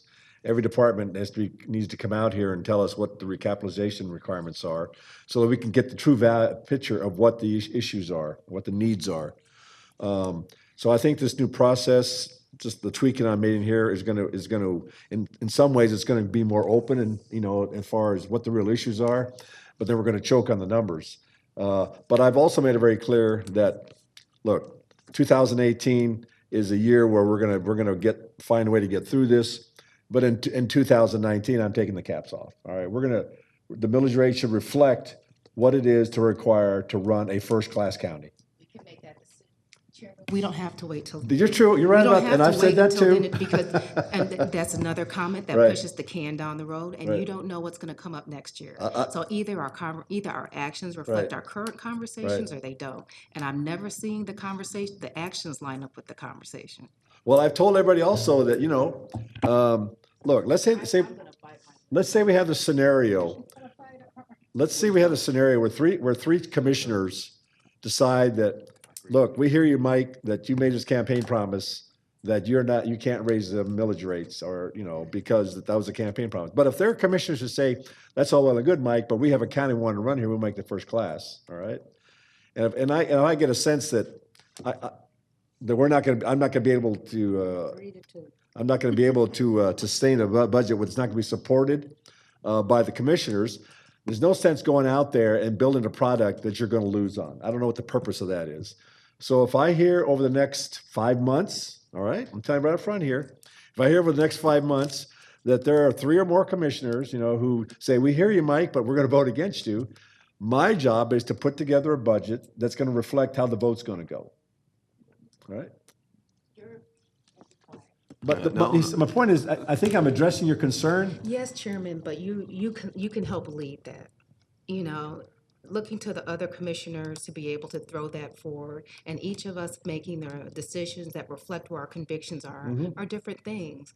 Again, if I haven't sat here and heard us have the conversation about doing what's right, and at the end of the day, when it came time to press that button, we keep going backwards. It's up to each of us, each and every one of us, to do what is right, to put this county in the best position to move forward. And I really need to be quiet. Okay, Commissioner Weatherford. I totally agree with Commissioner Cupid. One of the things that I think that we are missing is that I think your job is to present us a budget based on the millage rate that we have, and then give us an alternative budget to get us where we need to be. Okay. And then we, as elected officials, decide which Right. one we take or somewhere in between. Okay. Well, And I think that I, for one, think we need to be somewhere different than where we are, just to maintain the standards that we have not been keeping ourselves up to. And a reasonable increase, when I have looked around other counties, even other cities, we're much lower in our millage rate Oh, of course. than we should be. Absolutely. Or could be, and that's fine, except when you have, we just replaced a vehicle where at the airport had 174,000 miles on it. I mean, nobody can fault us for doing and getting out of what we paid for Right. the right way, but you can do that to a fault. And the fact is, we need to do what's right and build it so we don't leave future generations the bill they can't pay. Current generations. Okay. Well, I think what I'm hearing here, I think I have a way forward, okay? I'm not sure what that's gonna look like yet, but I hear the concerns of the board. And my job is to reflect a product, to produce a product that reflects those concerns. And I'll And do I'm that. gonna tell you, Chairman, I'm gonna say that I appreciate the conversation, because I haven't heard us ever have this candid of a conversation about this. So thank you. I know it's not an easy decision to make. So don't let my comments make it seem as if it's more easy than what it is at the end of the day. And us talking about it does help. And I'm just hoping that Sure. action follows. I get your part. Look, I'm all about, there's a time to talk and there's a time to walk, all right? And I get the part that we need to start coming off the talking part and doing more of the walking part. So I got plenty of time here over the next couple of months to put together something that looks like that. And that's why I wanted to have these kind of presentations, because they generate these kind of conversations that we need to have. And I can't produce something unless I know, what it is that the board wants. And also the community also. Can I make one more follow-up? Sure, absolutely. Yeah, one of the things, I've been here, this is my third year, and, came from some previous government experience in the city, but one of the things I learned is that a government agency or government entity can have, according to law, up to 10% indebtedness, if I'm correct. And if our current assets or evaluations is somewhere around 33, 34 billion, that means that this county could actually legally borrow $3.3 billion to fund everything we need. And that would be spread out over 20, 30 years as opposed to general fund. And I think we have, I'm not saying borrow that kind of money. What I'm saying is we could. We could. All right? And we have triple A ratings and we never use it. So we could borrow, I think we owe 27 million, 24 million is all we indebted. I mean, that's pretty amazing in a lot of ways, but if we are sitting here talking about, instead of general fund, we could do a referendum and say, let's do a public safety, parks, capital maintenance bond, and that could be spread out over 30 years. The impact would be very little on any homeowners as opposed to putting it in a funding for capital. I'll tell you what I'll fund. do. So that's just my thoughts. I'll tell you what, you know what, I'm going to New York next month to talk to our rating people. I'll ask them. All right? Hey, okay, here's an idea, because look, we're right on the cusp if we could fall back if we don't do something, all right? We could fall back into something that's not quality as we consider Cobb County. That's right. We're there right now. And I do not want us to fall back. So I'm looking for ways here is how do we do this, all right, without endangering the current ratings that we have. But I also realize that as a board, we have an obligation to the taxpayers, all right, to the citizens of this county, more than just certain agencies. So let me talk to the rating agency about your proposal, all right, see what the impact is. That's fine, yeah. But again, look, I'm a helicopter pilot, who end up being the chairman. So I don't have all the answers, but I do go to people who do have all the answers. And I think it's a great idea to just ask them these questions as to what we can do, given the history we have of how we very carefully budget our money, and that more importantly, we spend it in the right way. I think we have a track record of that. So let me talk to them about that, all right? And I'll also heard about the part about the 6.66 budget, and then work with you over the next 4 or 5 months about, okay, what other kind of budgets do you think that we might go out there to meet the need to keep us from falling back, all right, into that line, and we keep moving forward. Right? And we'll I'll address all of you and bring this case to all of you here. So I don't think that's going to be an issue. I'm happy to do the right thing. All right, I'm happy to do the right thing. I just think we owe the people in Cobb County a message of what we're doing and why we're doing it. If we do that, all right, and then like everything else, they can respond to us at the ballot box if they don't agree with us. But it'll be one that's very clear over the next 5 months why we're doing what we're doing, because I think they'll come to realize, like I've been talking about in this regional approach to transportation, it's in their best interests, but we explain that why, we very clearly articulate why it is in their interests. And if we do that, I think they'll be on board with us. I'm not afraid of going to them. What I want to make sure is that we give them very clear evidence of why we're doing what we're doing, and we don't rush to judgment on this. Okay. Perfect. Thank you, sir. Okay. Yeah. So, do you have any thunder left, Jim? Well, you haven't even seen our budget presentation yet, sir, so yes, I've got a lot of thunder left. Okay. If we can get through this, these last few slides, we'll start our budget presentation. Okay, all right, thanks. Go ahead. What we've got coming up in the next quarter for 2011 SPLOST, go ahead. These are the projects that you'll see that we start on. Thank you. As I discussed earlier, you'll see that most of this is sidewalks. However, the Wade Green Road DDI is in there. Projects that are anticipated to be completed are the Windy Hill DDI and Castro Road sidewalks and our radar detection upgrades. Go ahead. In the 2011, these are the projects that you'll see action on over the next quarter. Go ahead. Design starts. You'll see that we're looking at all of the categories. We've got 3 bridges, intersections, thoroughfares that we're starting. Go ahead. As well as planning studies, and those are very important for us, particularly as we move forward. Our traffic signal timing system-wide is coming through there, as well as our roadway corridor study. So that's all the stuff that we've got. Another design start you'll see, as all the commissioners know, we sit down with them looking at sidewalk projects, and these are all the sidewalks that we'll start design over the next quarter. As far as construction starts, again, early in SPLOST, it's a lot of drainage. However, the big one on there that you'll see that we'll talk about tomorrow night is the covered bridge, and we look to start that over the next quarter. Projects to be completed, again, early in the SPLOST, but a lot of this is drainage. We do have some projects in the Cumberland area that we're looking to also be completed over the next quarter. With that. Can I ask you a quick question? Sure. Sorry. I'm sorry. Won't get into it. It seems like we spend a lot of money on a covered bridge. We do.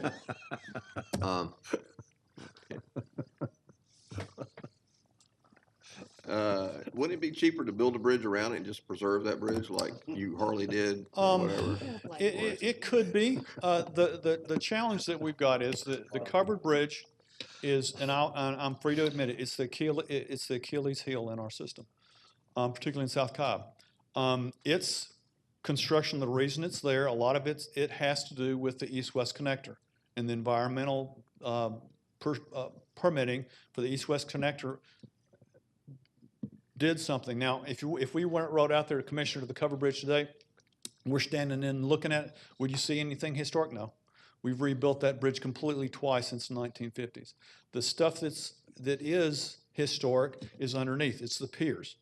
So if we built a parallel bridge to either side, one, we would have to take out at least 1 to 2 properties, and 1 to 2 properties of those are historic in nature. So the location and everything makes it problematic inside in that location. Problematic or impossible? Not impossible. It would be very, very expensive to do just because of the nature of how we would have to permit it. So what we're hoping with this rendition of what we're spending on the covered bridge this time, We hope it buys us more years. It stiffens the bridge so it doesn't collapse on itself. We had a very, excuse me, are you done? Oh, I'm yes, sorry, I ma'am. didn't want to interrupt. And Bill can confirm any of this if he wanted to come up. Right now, the entire bridge is leaning 15 inches. If it leaned 3 more inches, it would be in Nickajack Creek. But it's one of those that we're very confident in what we've got coming up that's going to help the bridge. Yes, we had a very robust discussion about this. I was shocked when I saw the price tag. I was blown away. And some of the things that Jim is speaking about is technical in nature, but let me tell you, this is very political in nature too, about some, I think, ongoing dialogue when the East-West Connector was built and promises and assurances made about things being done and, you know, what's the right thing to do financially and considering Cobb as a whole versus this community and the commitments that were made to them when we decided to put East-West Connector in is beyond, is a challenge beyond the imperative that's today, which is the fact that that bridge is leaning. So it's like we could take a step back and address that, but, you know, what's the safety hazard or risk in continuing to delay to do the right thing? I don't know. I wish I had this conversation earlier. Before I was very supportive of the bridge project, but when I saw the significant expense, I could not believe it. I just could not believe it. And this is something that does need to be visited. So I appreciate you bringing it up. Yeah. So you did. As long as you get me some sidewalk money and a higher millage rate, we can have a conversation. So it begins. You good, Jim? That's it, sir. All right, thank you. So now we're going on to your budget, right? Yes, sir. Okay, let's take a 5-minute break, okay? Okay. Recess, please.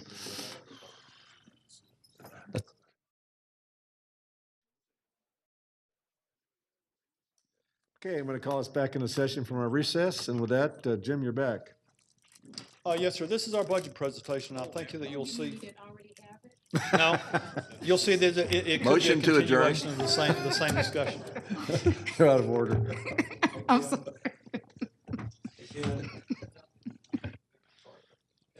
Go ahead. This is our mission statement.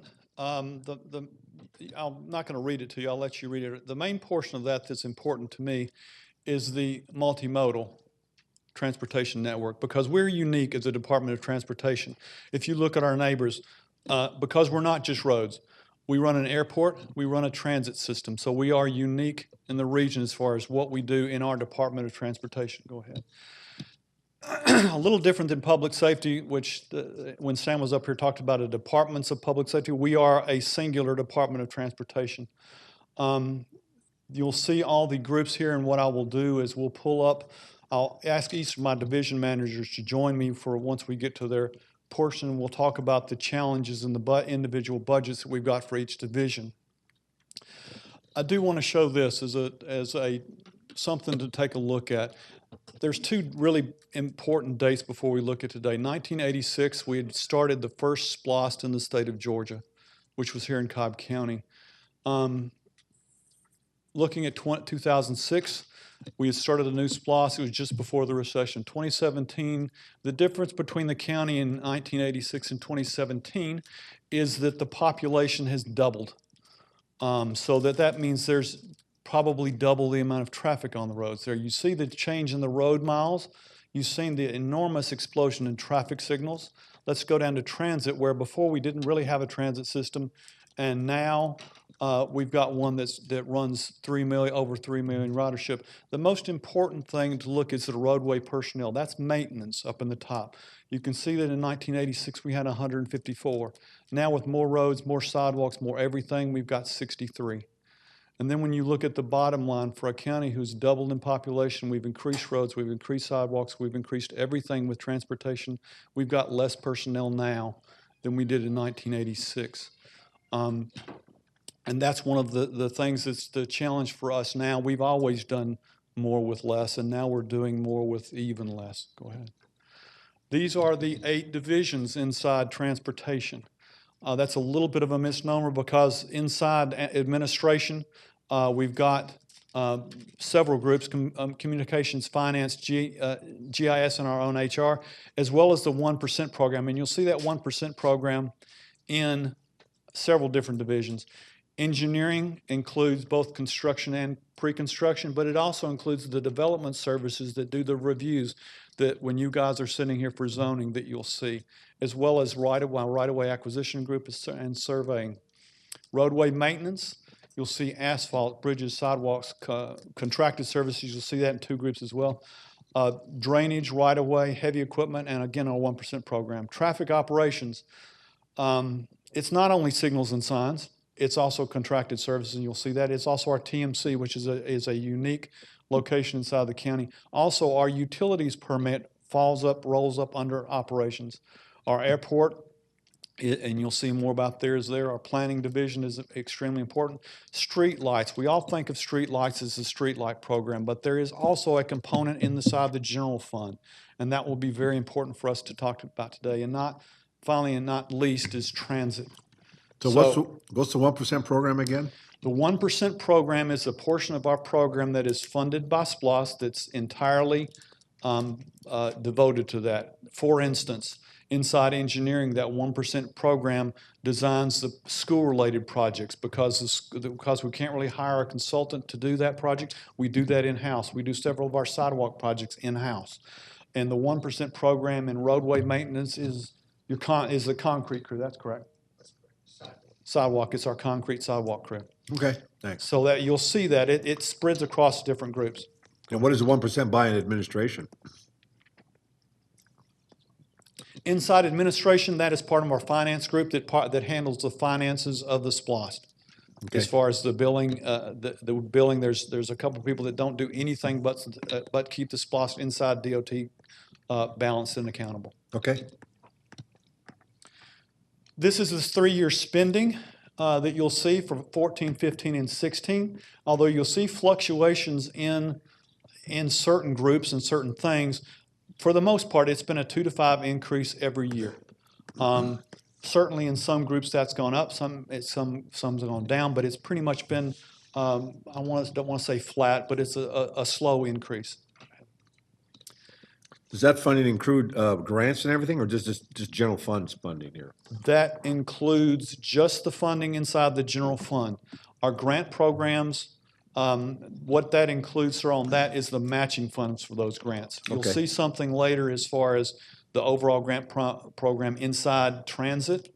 We don't really talk about it too much inside the airport, but there's grant funding as well inside the airport as well as in engineering.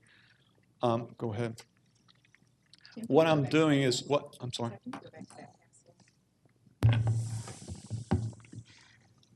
Are you going to talk through each of these units individually? Absolutely. And their numbers? Okay.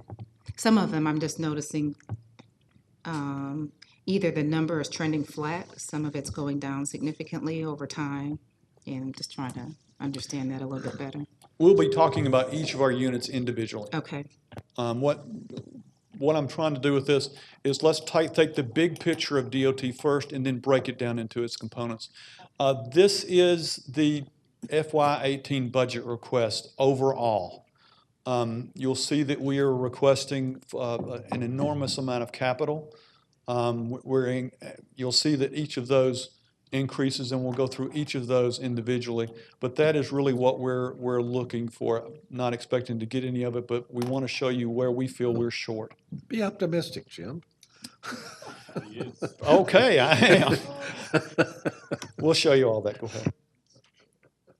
Again, we'll break down each of these individually inside their units, but what we're looking for is capital improvements of $1.7 million, capital replacements of $1.2 million, and then we've got various other things that end up being the $681. Go ahead. This is the budget unit with its increase. Now, I'm a little bit different. I'm not necessarily going to go from the top down. I'm going to go from the largest to the smallest as far as a requested increase. So it may seem a little disjointed, but that's really what we're doing, is going from the largest ask to the smallest. So I'm not trying to hide. The one that's funky to me is where administration is because it's a very small ask. But we're going to start at the biggest ask and work our way down.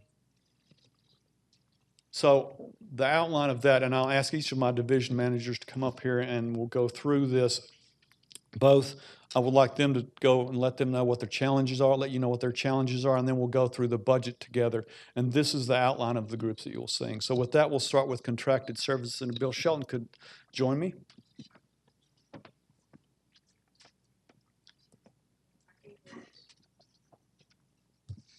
Go ahead. Contracted services. Of course, you all are aware that we fully fund the District 2 and 4 with our contracted services, 1.1 million. And we're looking to hopefully fund Districts 1 and 3, which will require 1.7 million additional funding. We have, our resources haven't kept pace. Our staffing is below levels of 2006, where we had 75 staff, and now we've got 56 staff. We have incurred another 5 unfunded positions this year, which has really hurt. The impacts of staffing, our backlog of work orders is over 4,000. We're not able to provide the services to the citizens that we provided in '06. Of course, with staff reductions and budget reductions, that affects services, and we're not giving the services to the citizens we gave 10 years ago because of that. We're asking, pay in class should help. We've had positions advertised for 6-8 months for operators. We're getting no applicants. We've had seasonal positions vacant all year. We have 4 that we've hired out of 14. We haven't had an applicant since April the 8th. So we're not getting any applicants applying for positions at DOT. Hopefully. What kind of positions, Bill? Is it just a general part-time? That seasonal part-time, they work 6 months cutting grass, picking up litter, weed eating and such as that. They supplement Districts 1 and 3. That's where we put our staff in Districts 1 and 3. 2 and 4, the only time we supplement 2 and 4 is with litter pickup on Saturdays or illegal dumping on Saturdays.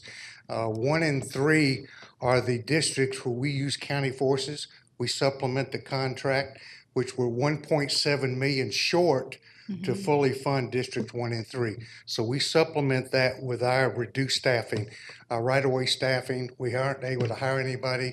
We have no applicants, but I'm hoping when class and pay goes into effect in June, we've upped the operator scale a pretty good bit. I think it's going to be competitive outside. I hope we see some movement in operators, because the operators right now, we're below market value, market point. We're not paying what operators are making with C.W. Matthews or Baldwin. They're paying $15 an hour, and they do have benefits too. So we're going to get up to that level that we can compete with the private sector. I think we're going to see some movement. I'm optimistic that we will see some movement in getting some qualified applicants. We just haven't seen that in the last couple months. Okay, I just want to. You'll see this more because Bill will be back up here for roadway maintenance, and we'll look a little bit more detailed. But the main thing with contracted services, since they're not contracted, Bill's having to use his staff, and it's not just those seasonal staff. If we get a work order in 1 and 3 or 2 and 4 for that matter, and it's something that would have been done under contracted services, we have to do it with our staff.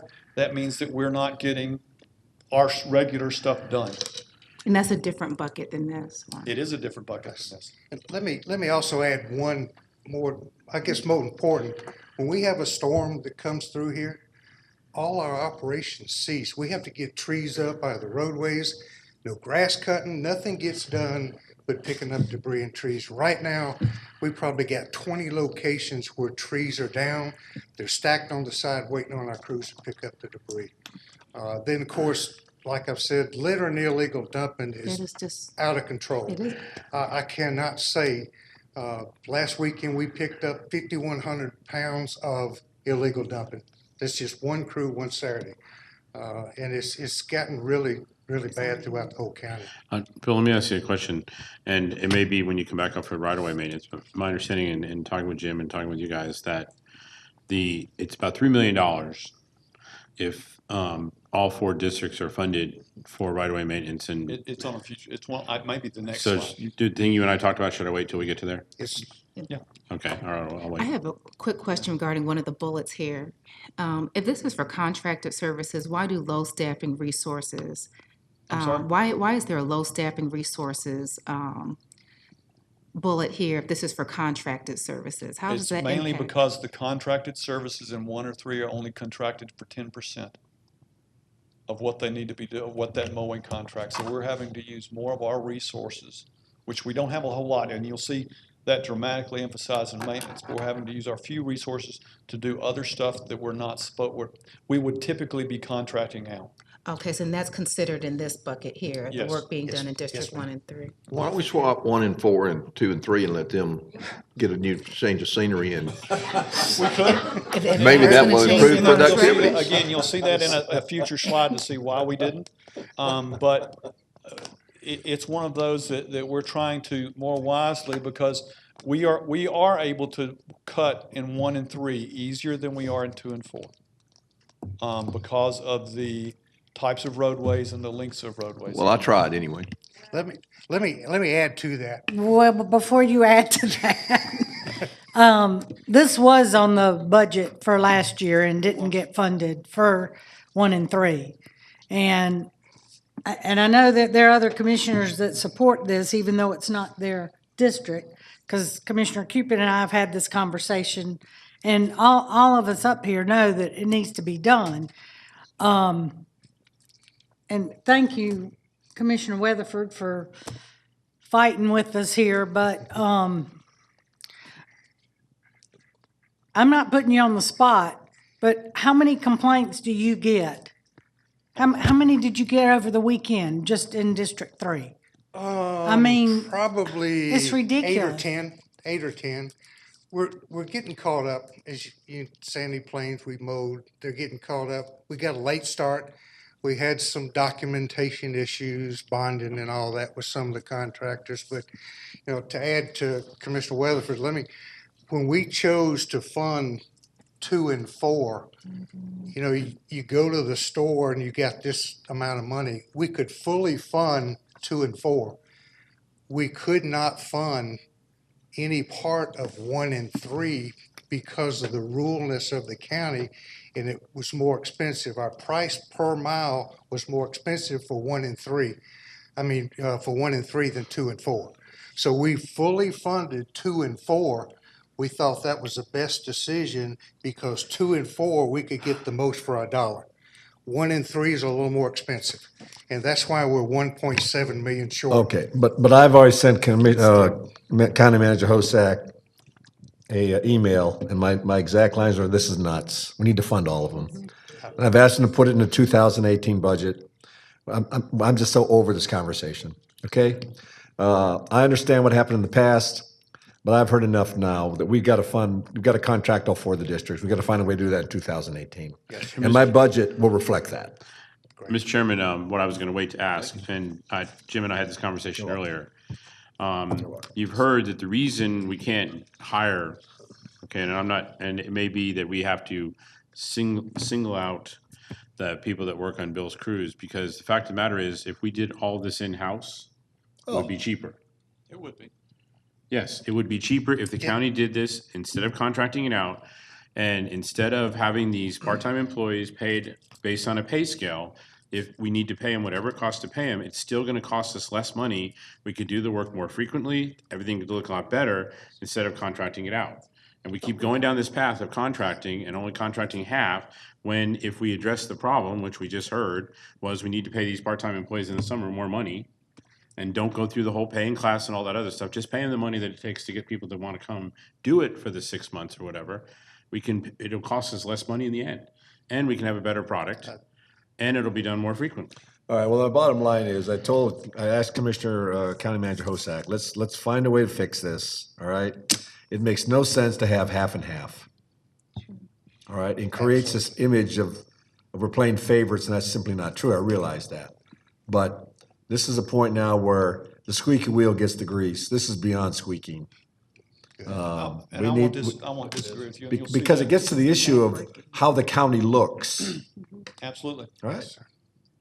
I mean, it's amazing how people evaluate this county. The stuff that we think is important is not what they think is important. And for us to be doing this is right there at the top of the list. We need to fix this problem, and we need to fix it in the 2018 budget. Quite honestly, I'm shocked to hear that a government program is cheaper than contracting, because where I came from, that was never the case. But Commissioner, he is correct. We could do it cheaper than, and we have more control. all But right, can you get the employees? But Can you get have to the- have staff and equipment. Well, and that's what I'm saying. You don't have it. If we can do it cheaper, you've heard we can do it cheaper. Everybody knows that if Bill Sheldon tells you it can be done a certain way, it can be done a certain way, okay? We just have to pay the people that are gonna do the work what it takes to get them here. And using pay and class to get there doesn't get you there. You have to just treat those employees separately to get the job done, and we haven't done that, and we haven't been willing to do that. But, I mean, I know what it was like when we were doing it ourselves, because when I first got here, the county did it themselves, and it Well, looked a lot better. I'm sorry, though, I'm not putting public safety below mowing the grass. I'm not doing that, okay? I wouldn't. I So- wasn't asking for that. Yeah. I get that part, but there's a standard here, so. I'm gonna throw out a unique idea, and I'm just gonna make it public because it's been coming up at town hall meetings, and maybe it's an opportunity to marry the two.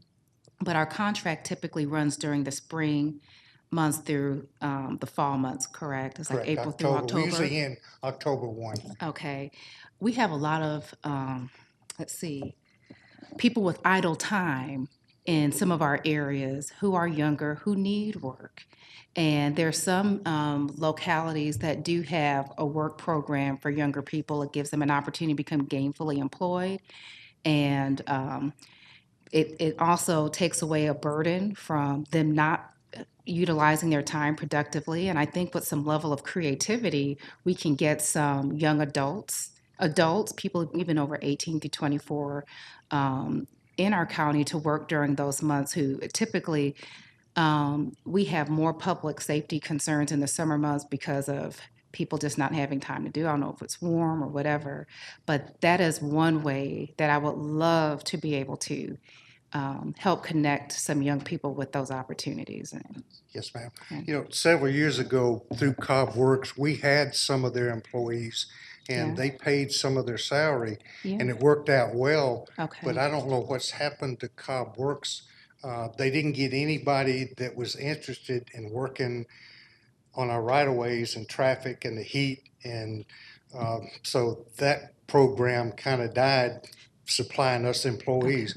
Now, I'm sure Cobb Works still has that program. They do. But they don't want to work on our right-of-ways in the heat, the hard Maybe we can work, make it a and trade. the Yeah, nasty. but they're not the only program in Cobb County that's trying to fill these kind of positions. That is true. Correct. All yes. right, and it goes back to the old issue, you have lots of people who wanted to help, the dots aren't connected, so we have to go dig these people out. Yes. So let's get beyond the traditional people, and let's see if we can find other people out there that are trying to, some of these startups that we're Appreciate that.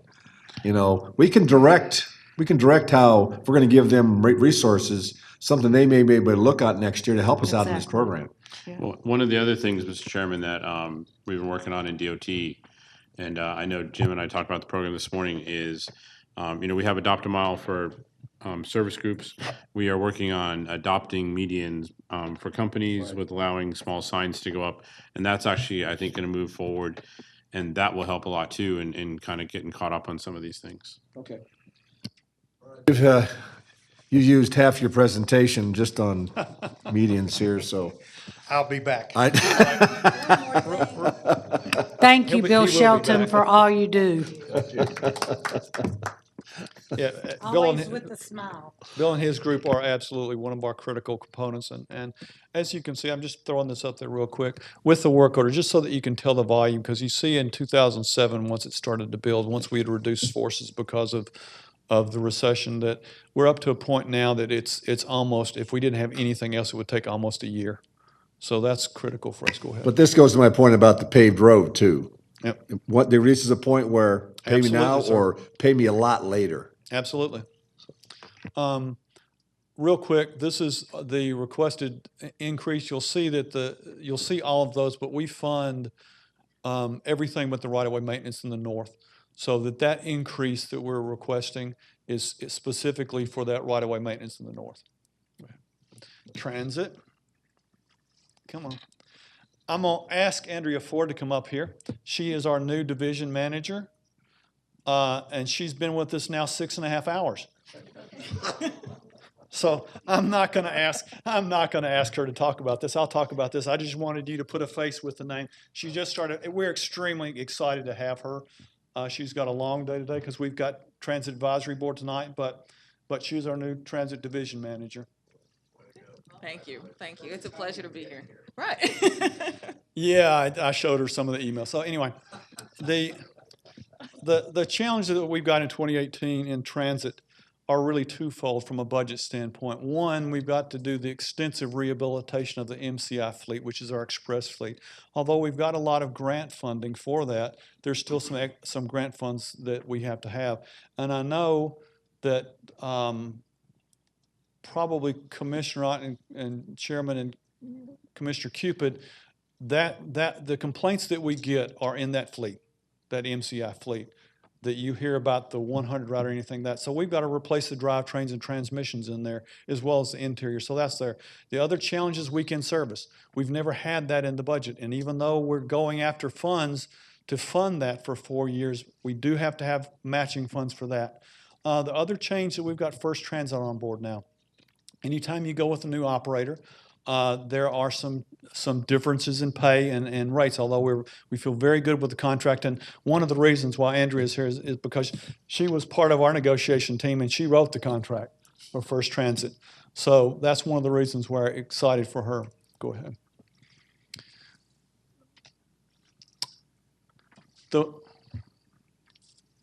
There's one of the things that I forgot to mention on the slide 2 or 3 ago is we do have four operating units that are revenue generators. Transit is one. So we do get some revenue in here for transit, certainly not enough to run our system, but we do get that in there. For our operating fund, what we're asking for is a $1.2 million increase, really for the $771,000 for operator service fees. This is because we've got some new services in 2018 that we don't have right now. Although we've got a lot of grant funding in there, we still need some. Also, we're expecting some petroleum stuff, that rate to fluctuate. And we're trying to do some stuff right now to deal with that, but that is something we foresee on the future.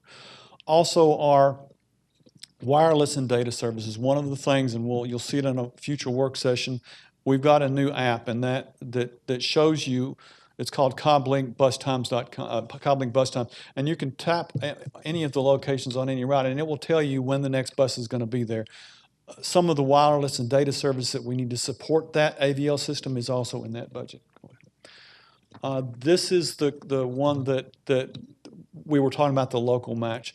You see our total grant amount for 2018 is $24 million. That's a lot, 24.6. Of that grant, not 19.7 is federal or state grants, for a total local match of 4.93. The 941,000 is pretty much exclusively for weekend service and the bus rehab stuff. Everything else we've got in the budget, but those are the two that are different for FY18 than are sitting there in 17 right now.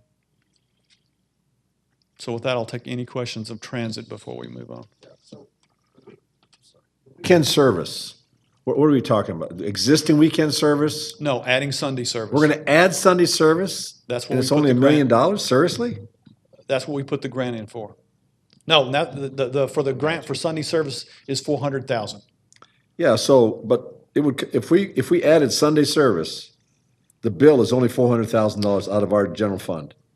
Out of our general fund. Right. For the next 4 years, because as you know, we've put in for a CMAQ grants, congestion for $2 million per year. $1.6 million of that is paid by the state. So it boosts the big question 4 years down the road, but we put in that grant for Sunday service for $2 million a year, of which $400,000 is our share. Ours. Yes. And that weekend service would consist of what? We're working on that right now. The It's routes. it's a smaller version of Saturday. Okay. But what routes are we talking about? All the routes? All routes. Really? Seriously? Yes, sir. It's only $400,000 a year If we get the grant. if we get the grant. If we get the grant. Well, that's a much better picture than I thought. Is it per year or is it? Per year, sir. Yeah. All these dollars just add up. Well, I understand that, but I also understand that I'm hearing commissioners have certain high priorities, and this is one of them, okay? And all I've been hearing was $1 to $2 million, but what I didn't realize is that didn't include the grants. That's correct. Yeah. By and this is part of what you'll see from our planning division. Eric goes after a lot of money, and we really feel confident with this one, Right. and doing this would help us for the first 4 years. Now, can we extend the grant past that? Probably not, but at least it gets us somewhere in the future where it might be more affordable for us. Well, the reason I'm kind of excited about it, because a lot of the support for this additional Sunday service isn't coming from the county, it's coming from the businesses around here that are getting all these new entry-level employees, that need rides to work on Saturday and Sunday. And one of the challenges they're having of filling these employees is they can't get to work here on Sunday or Saturday because they don't have the bus service. So we're gonna derive extra revenue to offset some of this grant, of this match. I'm pretty confident about that. This is just Sunday service. Right, yeah, still, though, my point is We're that, already doing Saturday, We are. but would we be expanding Saturday? We've looked at it. One of the things on Saturday is that our Route 10 and Route 30, which we slow down, we run bigger lead times on that. We really need to consolidate and put more service on 10 and 30 during the weekends to match the ridership. We probably need to reduce 40, 40, and 5 that goes into District 3, and maybe consolidate that, not sure yet. But we are looking at all services and what we could do with all services, not just on Saturday, but also on Sunday. Just that what we're planning for right now is Sunday would be a modified, smaller version of Saturday. What I'm saying is, for the most part on Sunday, for instance, we don't need to go till 12 o'clock at night. okay, all right, great, terrific. Thank you, ma'am. Good And you'll job, be seeing Andrew. more of her in the future. I've got David Montagna coming up here in charge of operations to talk about his challenges. Good afternoon, Chairman Boyce, Commissioners, Mr. County Manager. Traffic operations is not underfunded to the degree that road maintenance is, although we are underfunded to some extent. The two big bullets that you see on the slide here, one is the growth of the county in terms of population. The urban growth in the Cumberland area and in the town center area put a lot of demand on traffic operations, signal systems, traffic engineers, signs, and markings. Along with that growth comes broadband service that a lot of the companies are trying to come forward with 5G and trying to get cell towers in the right of way, and that's putting demand on our utilities group. So in short, we're seeking about a 10% increase, and some of the key items that you see there, the first one, $100,000. It's very interesting. The board approved a traffic calming program, but they never gave us any funding for that program. So we have demands for this traffic calming program, but yet we can't offer the solutions that's in a board approved policy. So we're suggesting 100,000, which would get us 10 locations. They're about 10,000 apiece. Signage, supplies, we have about 210,000 in that budget category. We're asking you to add 90,000 to it, bring it to 300. That's partly to upgrade signs and markings as the standards increase. You probably see larger signs. You probably see some of the signs that have the better retroreflectivity. That's a part of that program, and we're suggesting that you fund that a little higher than it has been funded to this point. The next line, annual maintenance and ITS and Cartograph, those are software systems that have an increased cost as we use it. That work order system that Bill uses, that Jim showed some data from, we have an increased maintenance fee for that system. And then also with the intelligent transportation systems we have out there, we're putting basically computer equipment and network switches all around the county, and those need to be maintained. And then there's also maintenance fees for the firewalls associated with that as well. And then lastly, the last item on the additional budget line section, the 66,000, that's basically for traffic counts, as well as, believe it or not, the water system takes care of us in terms of locating fiber optics in the right-of-way. We currently are not a utility. We are not part of the 811 system. The water system is, so they locate our lines for us, and they've indicated that that cost would be roughly $50,000. So that's the bulk of that piece. Lastly, we weren't approved any capital. I think the process previously was no capital would be approved. You apply for it when you need it. We typically have had on the order of $200,000 in an area where we can buy signal equipment that's greater than $500 a piece. So for example, if a mast arm's knocked down or a controller goes bad, that's where we would buy those sorts of things. So we're suggesting that budget item. And then we've been asking for years for a mini excavator. We do a lot of work ourselves in order to put this fiber line in or to put signal power lines in or lines that basically cross the road and that sort of thing. We need a mini excavator to help us with that. So that's our recommendation. The one thing that I would add there, go back one real quick. What that minor collector road traffic calming program is, particularly for the chairman, because I know he wasn't here, what this is are for those radar detection speed limit signs that you see in a lot of the cities. So when you're driving, says you're driving, speed limit says you're driving that. That's what that's for. Okay. Okay, and I think my last slide, we're suggesting the addition of these positions to give you some background. If you start from the bottom up, traffic signal timing analyst, we've had two historically. We have two different systems. One is the adaptive control system. One's a time of day control system. We only have one engineer today. We had two previously.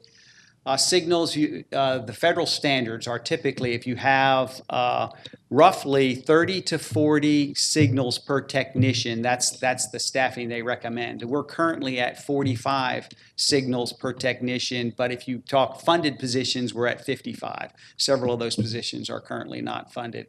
So we're suggesting that you basically fund all the positions we have, but also add two additional positions. That gets us into the high end of the range, and we've typically operated at the high end.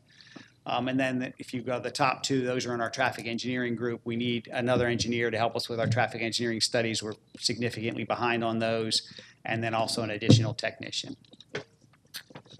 One of the main things that I will add there with David's group, we do a lot of this stuff in-house. When you call on us to do a intersectional analysis for signals or striping or pedestrians or stop signs, we do all that stuff in-house. So this is why this is a critical need for this group, because as those, and we've got them from everyone, as we get those requests in, we do those in-house, but some of them have gotten behind now. I'll ask Jeffrey Burns to come up and talk about the streetlight program. Again, we're going to talk about two things here once we get to the budget part of this. We've got one is the streetlight program, which is basically a revenue generating unit. And the numbers there that we're asking for really don't affect the general fund. We're just asking for a change in budget. However, we do have a general fund portion of the streetlight component that's very critical for some of the needs and wants that we see going forward. Go ahead, Jeffrey. Good afternoon, Chairman, Commissioners, and County Manager. Yeah, we've divided the streetlight program into three components. The first is the primary, the large part of the program, which is 32,000 streetlight districts. Those are primarily neighborhoods located throughout the county. And within those 3,200 districts, there are approximately 45,000 streetlights.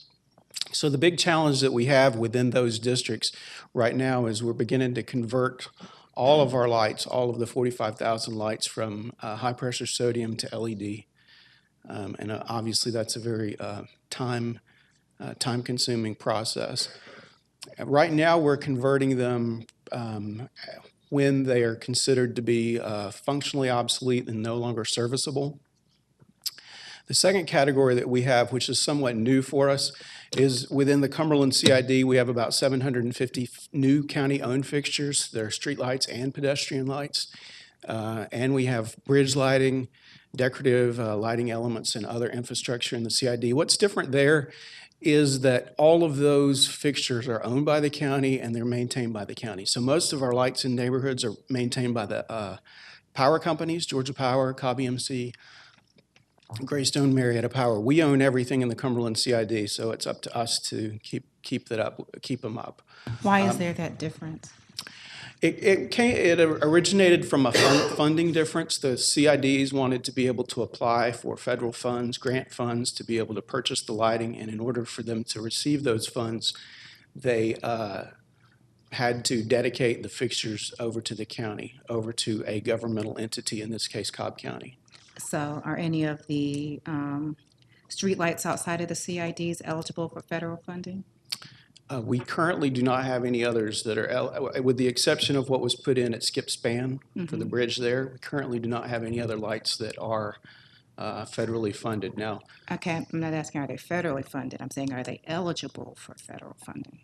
Not within our current structure, our operational structure. Okay, so it's just primarily in the CID area that construct exists? That's right. Okay. That's right. So the third category that we have is basically to do the same thing in Town Center that we have already done for Cumberland.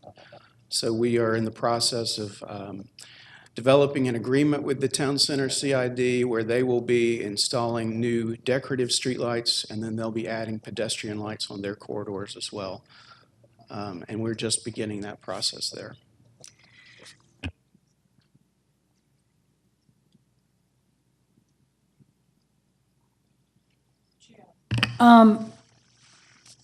So if these are set up that we maintain them, are the fees associated with their membership going to the CID or to us? Well, the fees, ultimately the businesses in the area pay a fee, and we have a different fee structure for the businesses within the CIDs. So they pay a higher fee than But they're typical paying for neighborhood streetlights. for us to maintain them? Yes. Or is it going into the CID money? It goes into the CID money. But we collect it from that? We collect money from the businesses in the CID at a different rate, and then that money goes into a CID fund, and then with the funds that go into the CID, we pay for the maintenance of the lights. And the way that our agreement is structured with the two CIDs, or the proposed agreement with Town Center and the current agreement with Cumberland, is that the county will be made whole. So whatever our actual costs are, Okay. the businesses pay it. That's what I was getting at. Yeah. And we have the ability to adjust our rate within the CIDs, either of them, Town Center or Cumberland, so that we would be made whole. That's part of the agreement. So how do we cover our costs on the lights on bridges and that aren't accounted for by a $4 a month or $8 a month fee? A lot of those we'll get to. Those are being paid for out of the general fund. Because this is now a separate streetlight district fund. Right. Well, the streetlight district fund. We have to be made whole on those too, because there's no one paying for them. It's coming out of the general fund. And we have a separate streetlight fund set up, which was moved a couple years ago. That's correct. From the general fund. But the streetlight district fund is just for the residential, and part of the reason the CID lights are treated different is that the individual property owners are charged for the amount of road frontage instead of like you would do in a residential neighborhood. They're just charged the $4 a month on their fee. But when the CID districts were set up, it was determined that the more equitable way, because you have some property owners that have a whole lot of lights in front of their property, so it's based on road frontage. And when he says it goes into a CID fund, it's not going to the CID, it's just in a different fund to distinguish it from the streetlight district. From an accounting perspective. In the general perspective. fund. Okay, next slide. Go ahead. This is one of those, as we said, the budget increase. This is what we're asking in the budget. On this slide, it's a little different. We're asking for the revenue for the streetlight program to be increased because we foresee an increased revenue. So we're actually asking for the budget line item to go up for the amount of money that we're bringing in. Because we're going to then utilize that money that we're bringing in to offset our increased costs, there's really no change to the general fund, but we do want you to be aware of this inside the budget. Go ahead. These are the... Wait a minute, go back a minute. Because we had talked about the possibility of lowering the $4 because we had gotten to the 10% reserve in the streetlight district fund. So you're saying, where is this extra money going? It's not coming out of that fund, is it? No. This would be reflective of As new neighborhoods come online, new neighborhoods are built, we have new expenses in those neighborhoods, and then we obtain new revenue. So the program is always growing. But no, we do still anticipate bringing back to the board an evaluation of what our rate is later in the year, and there could potentially be a decrease in it. Right, because when the board voted to raise it to $4, it was to get to a 10% reserve, which was to cover exactly what you're talking about when new neighborhoods come on. But my understanding is when a new neighborhood comes on and the lights are installed, that additional or initial cost is paid for by the people in the neighborhood. Is that not correct? Don't they get like a $10 fee for a certain period of time and then it goes back to $4? Now, the initial cost, the installation cost, all that's covered by the developer. Okay. Now, when you make reference to that fee, sometimes in an existing neighborhood where lights are added, then the homeowners within that existing neighborhood have to pay an additional fee to cover the For the new installation lights. cost. Yeah, Right, so that's okay. what you're. But so you still referencing. may be coming back to the board to lower the fee because we've gotten to that 10% reserve. That's correct. We've exceeded our 10%. Another question I had for you, there was some discussion about having a program where some of the main roads in each of our districts would be, is that part of this We're presentation? coming to that. Wonderful, thank you. Go ahead. Inside the street light program, like I said, it's self-contained. This is the increase that we see, the 160,095 that we need to increase our budget line item in association with the increase in revenue. There's no additional on the general fund, but you see this is for replacing different street light fixtures and street light energy, and also some pedestrian lights. So this all balances itself outside its own revenue fund. This is what Commissioner Cupid is referring to. This is the general fund. What we have had and we've maintained for years is we've have $100,000 a year that we do basically to maintain the lights in tunnels and on roundabouts and certain other places that really don't have any corresponding revenue line.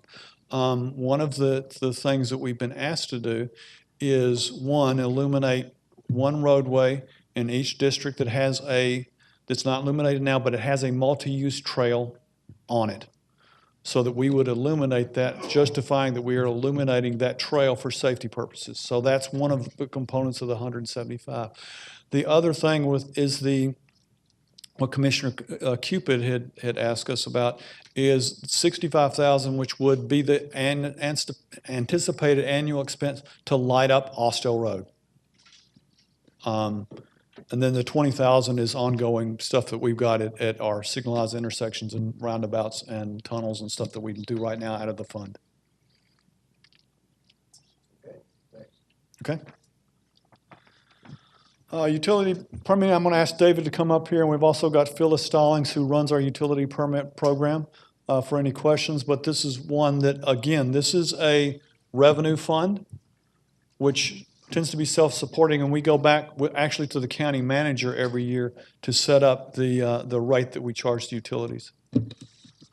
Okay, this group is funded partially by telecommunication utility companies that pay permit fees and partially by the general fund. The ratio is roughly 54% covered by the telecom companies. If you could go to the next slide. We're seeking or recommending an increase in budget that's pretty significant, showing roughly we're showing an increase in revenue, thank you, on the order of, it looks like 400,000, and the slide after this will show the increase we're requesting. Basically, that's because of the heavy increase in utility and telecom construction in the right-of-way. If you can, next slide. Okay, so we're seeking an increase, and you can see there the layout. Legal has advised us to request additional $250,000 as a set-aside for potential legal fees. And in part, that's due to a lot of the mini cell towers and the other activities that are coming. And we actually have a surplus in the revenue in this particular unit. So we've been advised to suggest that that's set aside. Also, there are some other fees in terms of credit card fees that are part of the increased request there that we're showing about $277,000. I just want to do a shout out, and she's standing back there in the background, but Phyllis, I mean, we talk about Bill Shelton and what he does on right-of-ways. If you wanted somebody to defend the county's position, you put Phyllis out there, and I know the utility companies shake in their boots. So thank you for all you do. Yes, her group is really essential to keeping that right-of-way clean, because what's happening, the reason for the legal fees and that kind of stuff, some of these people like Google Fiber, for instance, came in and said, well, we're really not a utility. Well, yeah, you are, and you're on a right-of-way. So a lot of Phyllis's job is to defend that right-of-way. So that's one of the reasons why her group is so important. Thank you. And can I say one thing? Absolutely, I come would on. like to share that the reason, Chairman, that our roads look so well in Cobb is partly due to our group. Because we're out there making sure that utility companies don't tear up our brand new pavement if there's any other way to do it. All right, the next will be Carl Von Hagel with the airport. This, I should state before Carl starts, this is also a self-sufficient fund. So any changes that we're making here are changes in the budget, but it does not affect the general fund, other than we are a portion of the general fund. Good afternoon, Chairman, Commissioners. A quick review of the airport is we are now the 5th busiest airport in the state of Georgia. We're the 2nd busiest general aviation airport in the state of Georgia. We have an annual economic impact of $112 million to the community, which supports over 842 jobs. And as you all know, a couple years ago, we started accepting international flights, which comes into play in just a moment.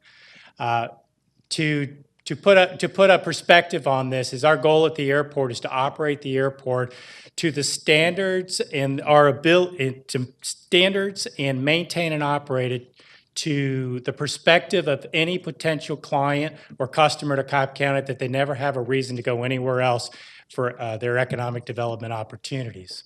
As Jim said, our operating account is within the general fund, but it's all contained because the FAA requires any funding raised on the airport has to stay on the airport. So we do have a designated contingency fund within there that you'll see, and I come to you oftentimes with different items and say there's funding available in the airport's operating fund because it's surplus from previous revenues that we carry over.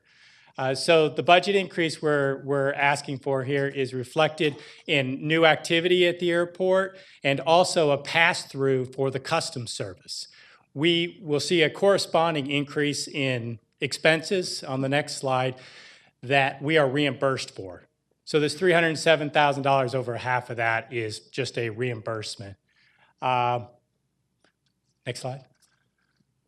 And so you can see from our operating expenses, we're looking at $148,000 increase. 140 of that is exactly that customs facility. Our agreement with the U.S. Customs, they charge us, we charge our operator who reimburses us. So it's a one-for-one rather increase. And then some slight minor expenses just due to changes at the airport that we weren't granted in the last budget cycle with the new control tower, and just general increasing costs is trying to maintain the airport to that high level of service that everyone expects out there.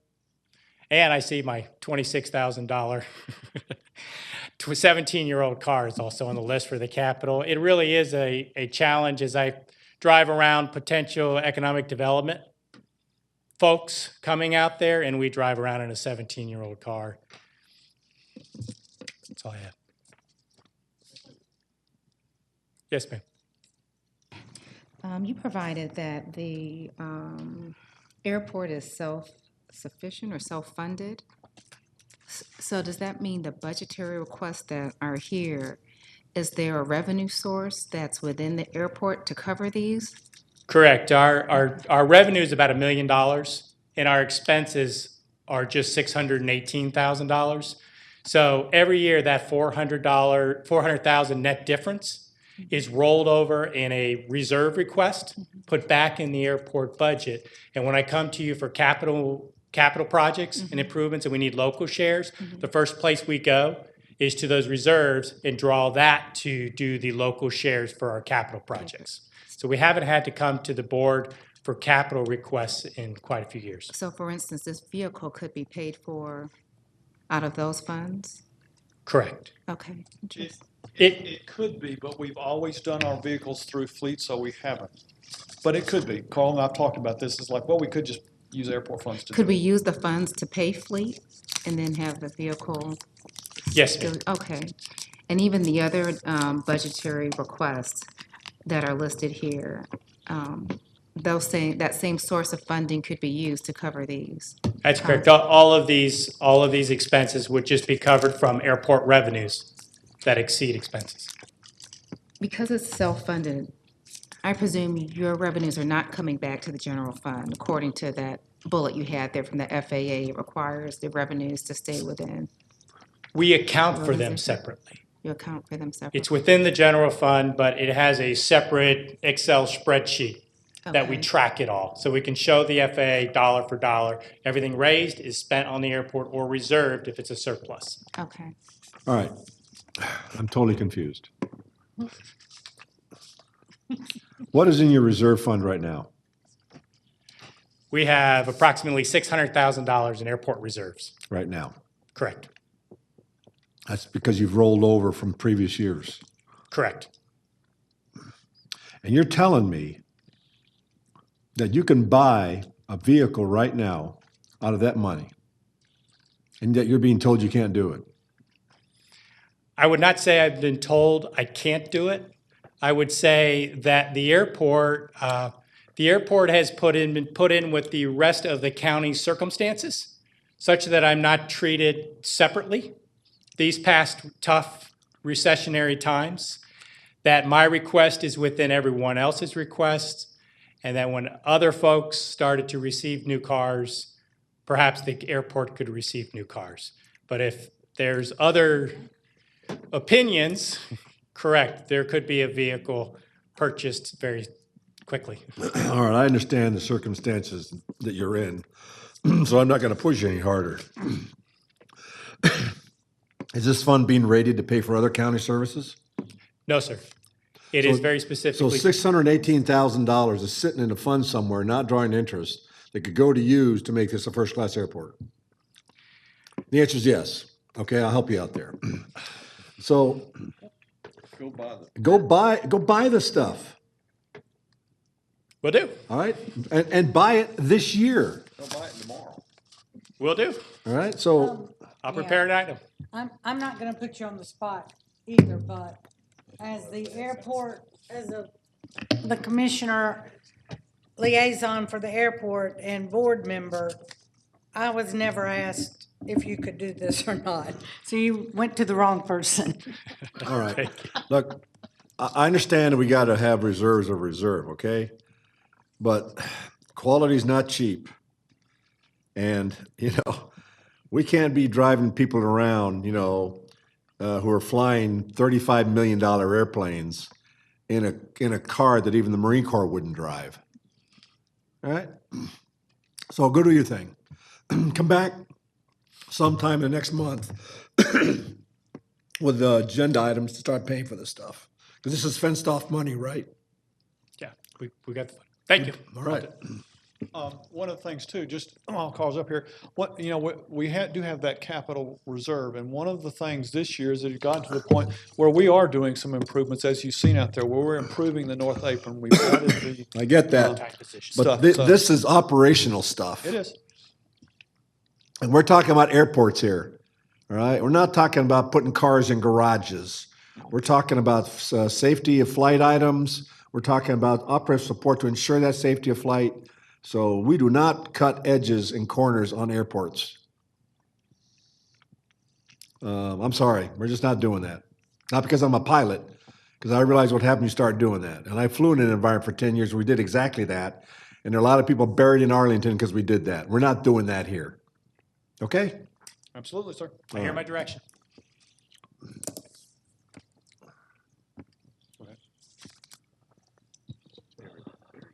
Well, welcome Bill Shelton back up here. Bill, yay, Bill. He's saying don't show.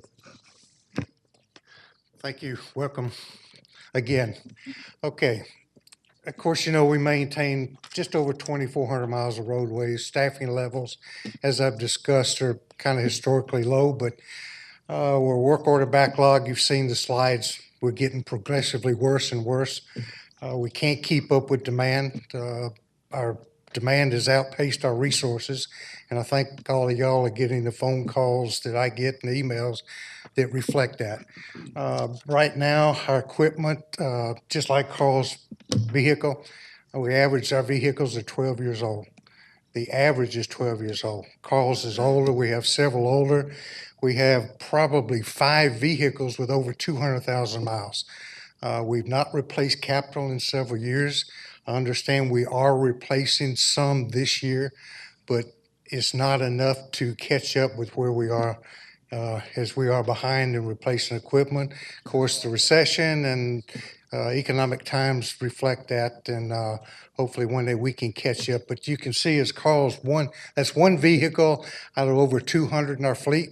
We are getting downtime, vehicles in the shop longer.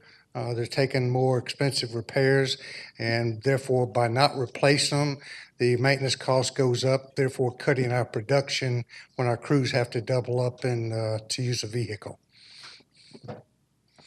Here are the stats that we have.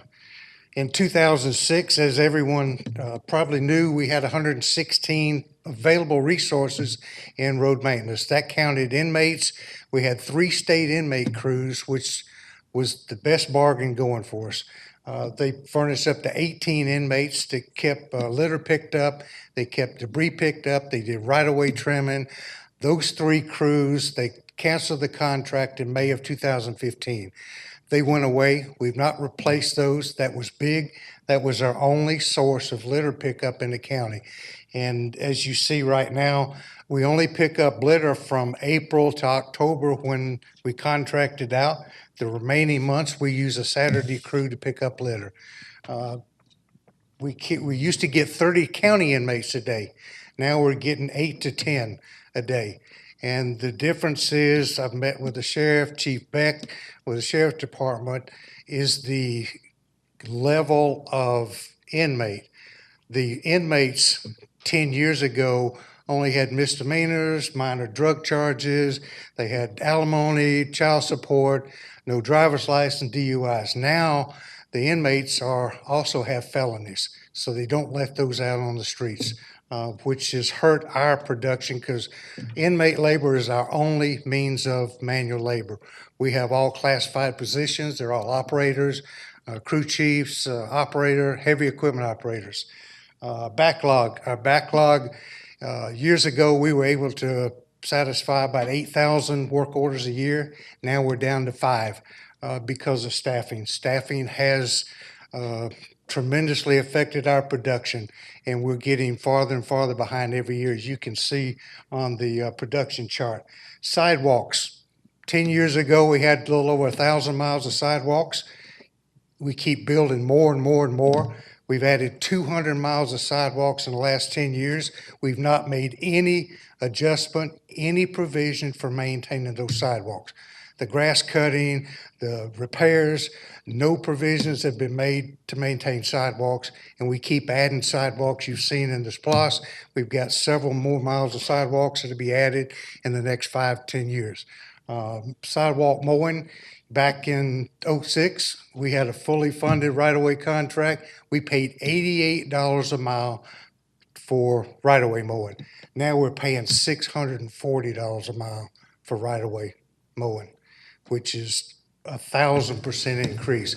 But now the difference is sidewalk mowing back then, $88 a mile, that was just cutting, trimming, and weed eating. Now we've had to add litter pickup, we've added edging, we've added everything to that, and we've increased cycles too. Instead of 8 cycles, we've gone to 16 cycles, which helps improve the looks of our right-of-way. Can we go back to that slide? Because this is very telling.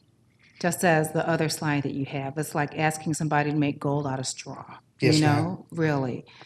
Out of the staff that's listed here, are these funded vacant positions or not funded vacant positions? We currently have about 5 positions that are vacant that are funded. The remaining are not funded. So even if there are more people that were willing to work for DOT, you could only get 5 more, which doesn't get you very close to closing this gap that you have between 2017 and 2006. Yes, ma'am. We're asking for more staff in the 18 budget.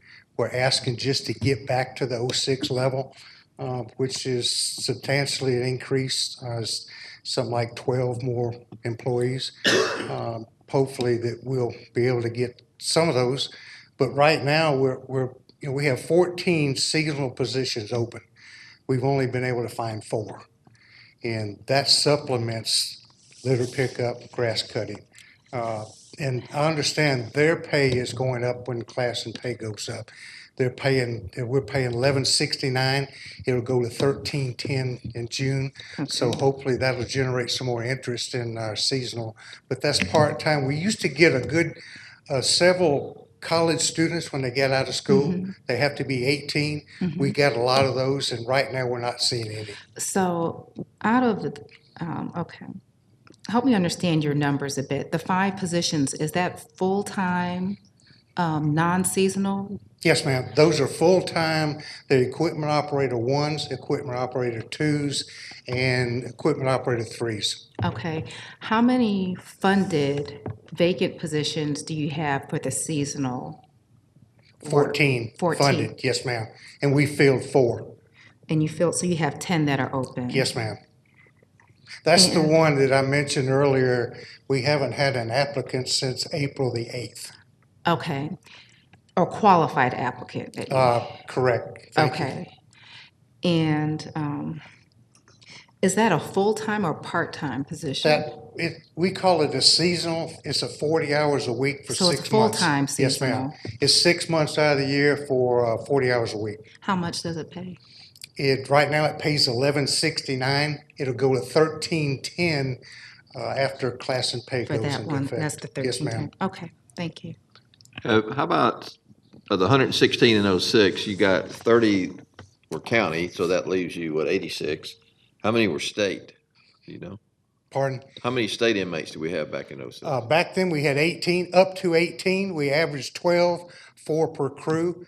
We split them up into districts. They assisted everybody. They helped parks, they helped property management, they would trim, they cut, they mow, and they basically focused on litter pickup and picking up illegal dumping.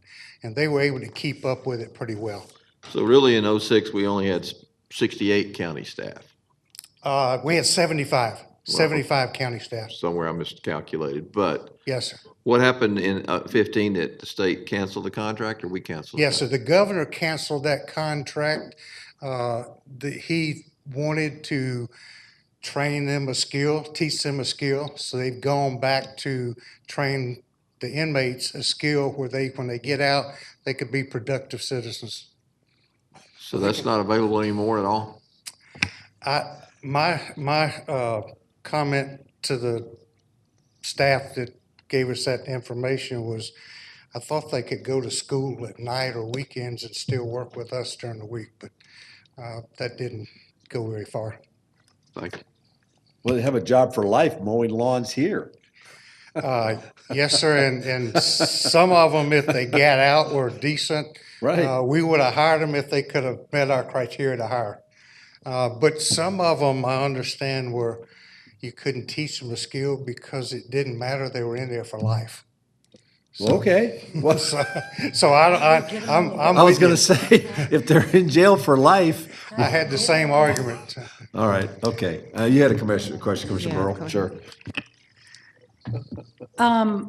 Bill, if we went with the additional funding for 1 and 3 to be contracted, are they having trouble hiring people at whatever rate they're paying? No, ma'am, they're not. And the reason is they don't have the same criteria to work as we do.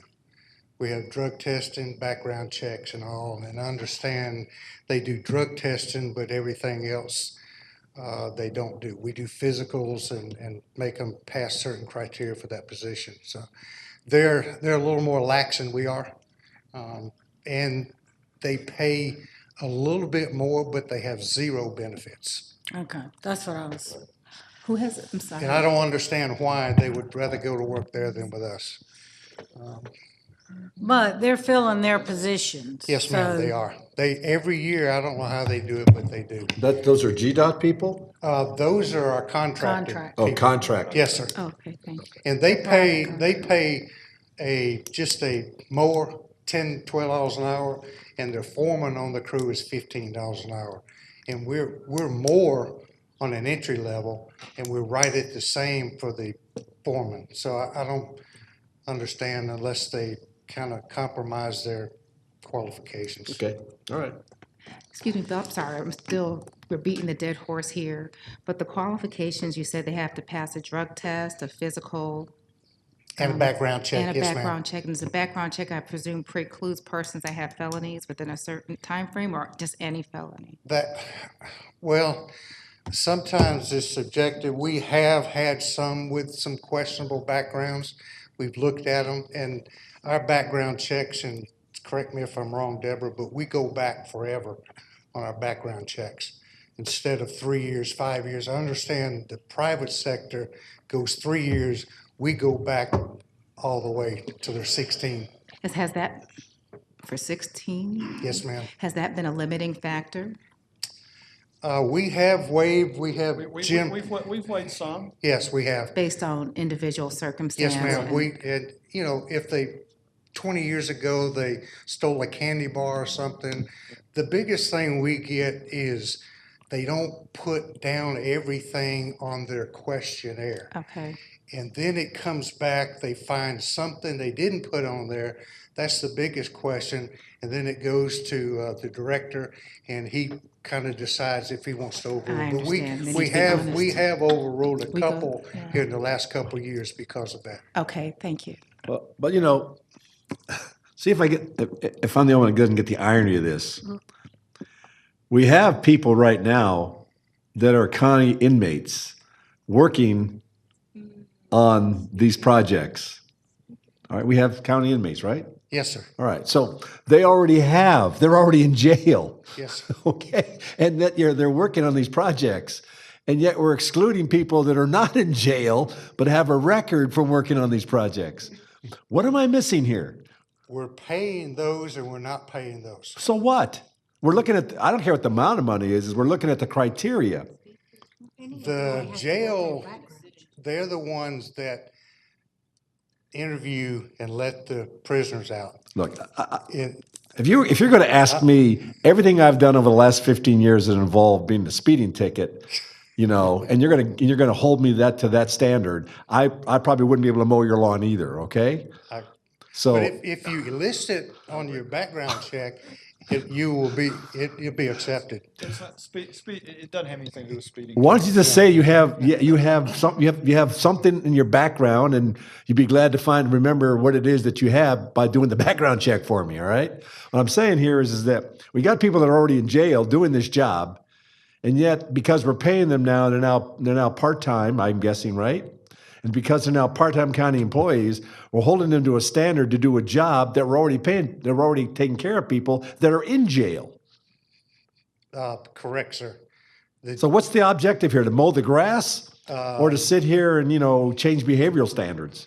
Well, if they would give me 50 a day, I'd take them, but we're only getting like 6 or 8 a day. I get that point, but it seems to me that I know where you're coming from, Ron. I'm just saying that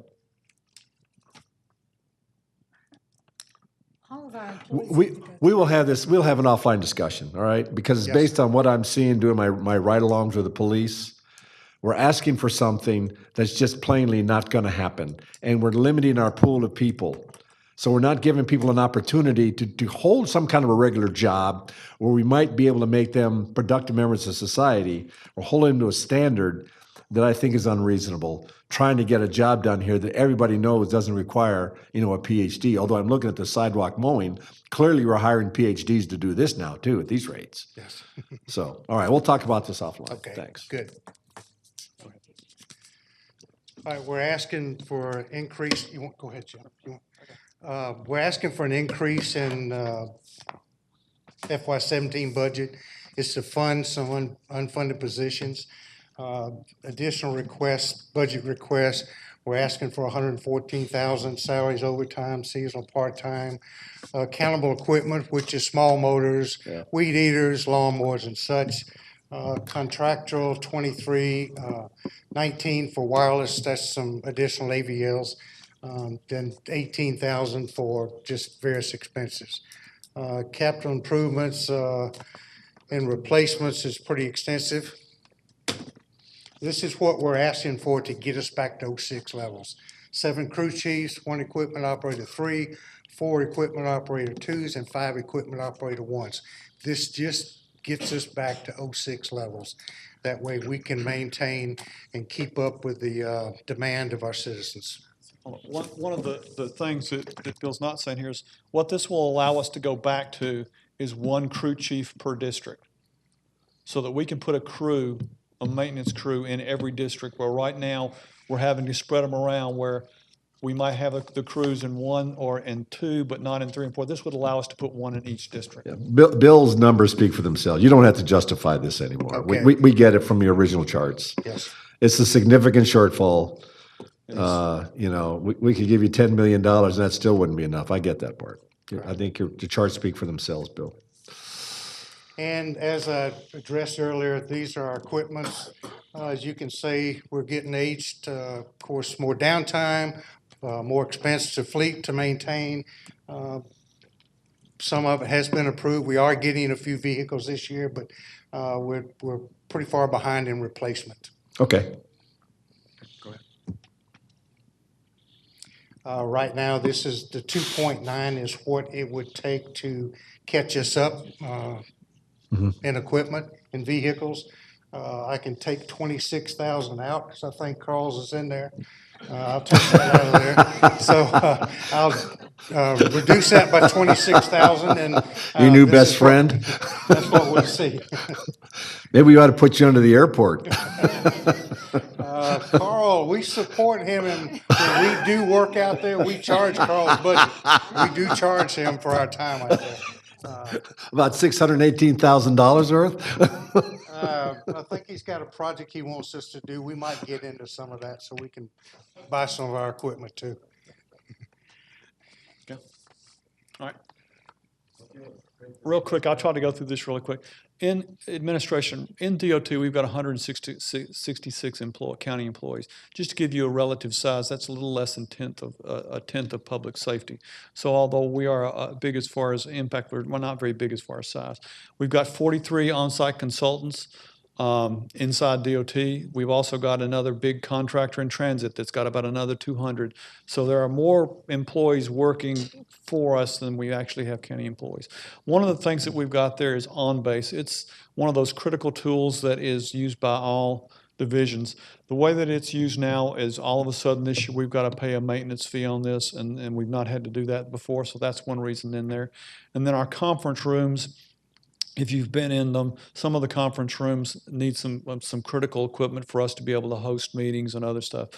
The other thing inside, and this is one of our costs, inside the DOT building, we had a equipment failure in 2015 that flooded a good portion of the building. That carpet has never been replaced. We've also had a leak for various reasons in another part of the building over the weekend, which now we've got 2 more offices that got fans in them. So that's one of the challenges with an older building is it needs some loving care. Go ahead.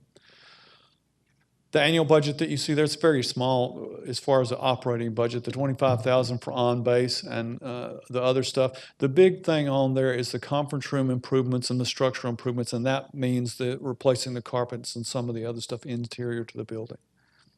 Go ahead. The 1% program I'll also talk to.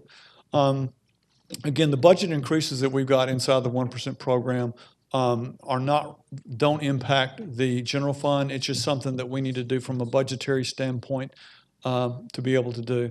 All of the SPLOST related expenditures are reimbursable. The original on-base data management system was actually put in place using SPLOST. Go ahead. The increase that we've got are really, this has been more that we've got to do a little more with our one increase. I think that's detailed on the next one. Yeah, go ahead. The increases are accountable equipment because our survey system interior, our software system is outdated and needs to be upgraded, as well as we need to update our outdated survey equipment. Again, since we do this, a lot of our projects in-house, that survey data is critical for us, so that's the reason that 1% is in there.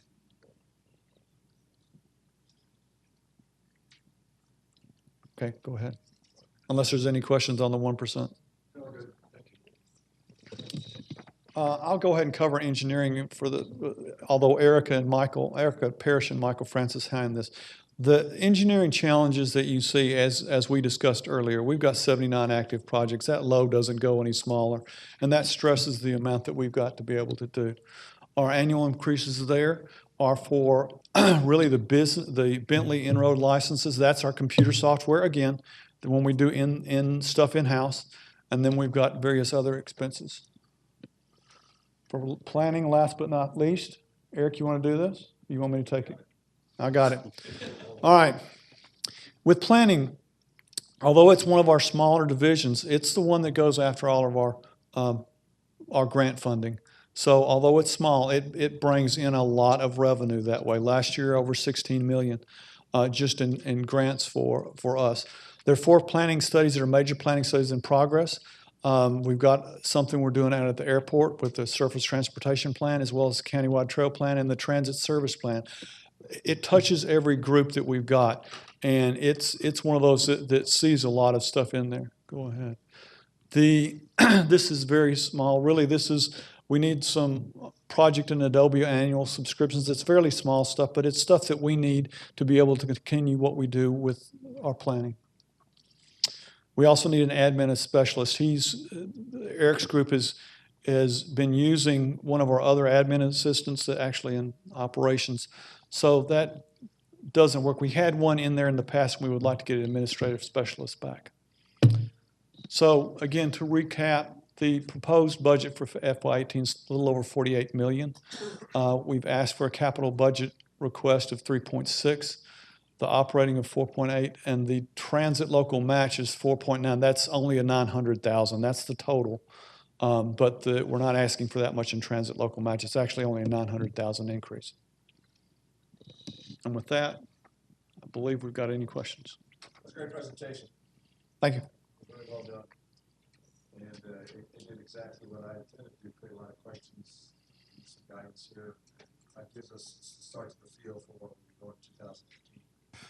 Oh, sorry. He got it. And I just think that, Joanne's rubbing off. sorry? I think that we just need to go home and take some Advil. Oh, yeah, no, absolutely, sir. But, you know, bad news does not get better with age, and I just wanted to get all this out on the table so we can start to make what I call informed decisions, and it'll shape what we do during the summer. Because I do not want to end the summer where we're not showing the people in this Cobb that we're willing to make the hard calls. So that was really well done. And please thank your staff for taking the time to do that. I realize this takes time away from what you're doing, but sometimes an upfront cost produces a long-term product that benefits you in the long run. So I commend all of you for what you've done today. Thank you very much. And I think with that, All right, thank you. Commissioner Yes, Cupid? can we get an electronic copy of this presentation? Yes. Oh, sure. Please, Absolutely. yes. Absolutely. Yeah, make sure that Tiffany sees that. Tiffany Singleton has been, she's my interim finance director. Jennifer's been out with. I thought she'd be in Denver today. No, she's with the rest of the been finance but team. Tiffany, stand up for a second. I have warned her the whole time. Oh, she is standing up. I'm gonna bring her up where I didn't, but she has been the one that's been the real heartbeat behind putting this together. So she's done a fantastic job. That's great. Well, thank you, Tiffany. Good job. Great job. Thank you. Great job. All right. So that we're adjourned. See you all tomorrow night.